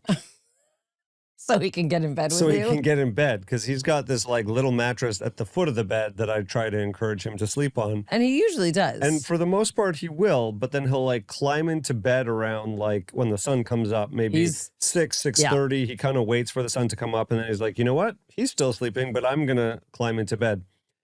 It's a calculation he's doing. The last 2 nights, he's refused to come to bed when I go to bed. 2 nights ago. He's like, don't mind me, just hanging out on the couch. He just like stays on the couch. And I'm like, dude, who are you fooling? You were like the most codependent animal I know. You never want to be by yourself. And now all of a sudden, all the lights in the house are going out and you're just like hanging out by like something's fishy. And so 2 nights ago, I close all the lights, and pretty much as soon as I close all the lights and lay down, I hear the tick, tick, tick, tick of his nails on the hardwood, and then he tries to climb into bed. I turn the light on and I look at him, and then he and I just have this staring competition of him looking at me like, really? And I'm like, really? And then I'm like pointing to his bed, and he's like ignoring me, and then it becomes a whole thing. That's a whole thing. Last night, not only did he stay there, but I went and got him, and he wouldn't come. I gave him a treat, nothing. I pull his paws off the couch and like scooch his bottom a little bit, bring him into bed. He kind of settles. I turn the lights off. He gets out of bed, goes back, and he's pacing, and he's like anxious. And I'm like, what's going on? Do you have to pee? We go outside. We spend 10 minutes. Oh, no. He pees. He comes back inside. He goes back to bed. I turn the lights off. He does it again. And I'm like, dude, you are not waiting me out. He's trying to communicate. Speaking of which, I thought that Dr. Wolfram was going to say, like, I grew up hearing many languages and, like, it made me able to compute language. Nope, he's just amazing. He's amazing. I also not just from the pictures on his website where you can kind of see him through the ages, but I think, like, what was he like to graduate college at 17? What was that like? What was he like? Is it that he just has a structurally different brain? His brain is the very same special. structure as everyone else's. Like they said, Einstein's brain had more folds to it. They said, no, it had more, I don't know if it was white matter, gray matter, I don't remember. All the I should know matter it these had. things. Yeah, I guess there were some things about Sulci. Here's what I really like about him the most. His charming smile. His continual return to there's a terrible history of science saying what's not possible. I really loved his perspective. I loved it. Every time we talk to someone like him, I want to put Steven Pinker on with him. Because I feel like there's a way to talk about things we can't explain, and I really loved how he talked about it. He said it could be essentially limited perception. That's what it is. And everything that we don't understand, maybe instead of saying, that's not true, you're wrong, I don't like your politics, I don't like this, maybe it's not matching my perception, but you're allowed to have your own. And also, think about how big the universe is. We're all made of the same things, just we do not need to stress so much, and you don't look fat in those pants. It's just how you look in those pants. Oh, here's what we didn't get to ask him. Does he think that humans and machines are going to merge and our brains are not going to have to communicate language because we'll just be able to share images and feelings that get packaged into little bits and bytes? I think he would say yes. I think he would say yes. Well, I think that there's components of that he would say is a broadening of the capabilities of our computational system combined with another computational system. Yeah. I mean, I think that he had the best answer to aliens. Did you understand the second time I tried to get him to explain it? I would say that there is alien communication even amongst humans. Like some humans you just like can't communicate with because their operating system and your operating system. You don't need to air our dirty laundry in front of all of our listeners. Not compatible. It's like when you try to communicate Men something. are from Mars, women are from Venus. He was right. Sometimes the dog knows more about what it should be doing. I think that was too far. I think this episode also demonstrates what it's like to engage with someone who really wants to be understood in a particular way and is very comfortable adapting his particular framework to include the myriad questions that we have about why we're here, how we got here, and essentially where we're going. Also, I'll give him a very special accolade. He may have been the best guest at tracking dropped questions and points. He was phenomenal. I think you actually have to write him and tell him. I think I will tell him. Both of us are just like pinging, Yep. We need our ADD medication, and he's just doesn't let a single thing drop. We're going to go ahead and diagnose him with no ADD. Very impressive. That's how you make computational systems. You and I would just be like error in the code all the time because we would have forgotten the backslash. Can you imagine going to college and graduating college at 17? I was still in high school. Wow, bro. I'm saying, can you imagine? I couldn't imagine because Okay, I was thinking, am I going to graduate high school? Okay, so this is a different reality I'm asking you to entertain where, you know how every electron has this possible spin? Pick all the other spins that you picked from like 12 till 17. Imagine a path where 17-year-old Jonathan would not have been where he was, but graduating college and heading into a doctoral program. I could have done it. What would your doctorate be in? Computational science. Shut up. No. No, I don't know. Canadian? It would have been in hockey trivia. No, it wouldn't have. I'm Would trying be to in think. Grateful Dead. No, so in Basketball. eighth grade, I straight A's in math. I was a mathematician. I really loved math. I loved understanding. You didn't have dyslexia problems with math. Oh no, not at all. But I also liked the creative of writing and of literature. I probably would have ended up being in math because I liked that there were right answers in the type of math that we were doing. As in many conversations, this is the point at which if I was talking to Valerie, she'd be like, what would your doctorate have been in at 17, Mayim? I just assume it's the same as it would have been. Well, that's interesting. No. What would it have been in? I think Marxist philosophy? Possibly. Adjacent. I Sartre think and women's studies. I think interesting. I actually probably would have studied like Simone de Beauvoir. I would have studied like female philosophy and in early feminism. I think that's probably what I would have done. So you would have been unemployed? I think that's going to get you some hate. I'm just saying that there are only a certain number of positions. You would have had to have gone into That is academia. true. You know what? There's a lot of liberal arts colleges that would have loved to have me on their staff. You would have been a tenured track professor at Sarah Lawrence. You would have been living, where is Sarah Lawrence? In It's Vermont? in New York. No, New it's York. it's in but like the same Bronxville. part. It's like Riverdale. Yeah. it's like upstate New York, which is basically Yeah. Vermont. No, I'd be yes. Anyway, maybe New Hampshire. I don't even know where New Hampshire is. I'd have to look at. That's where Yeah, I'd be you a would. professor in New Hampshire. You would have. The seasons would be lovely. You'd have the best pair of galoshes. In another universe, I'm already doing that, and I have a shaved head and lots more piercings. And a lot of mittens. It's cold. That's right. I think that we will computationally end there. If you want more exploration into this conversation, particularly the notion of multiple timelines, I think we want to unpack that and the idea of how our perceptions can change, moving, for me, beyond five senses, what we can experience. Join us on Substack, Mayim Bialik's Breakdown on Substack. From our breakdown to the one we hope you never have, we'll see you next time. It's Mayim Bialik's Breakdown. She's gonna break it down for you. She's got a neuroscience PhD or two. One fiction, one and now she's gonna break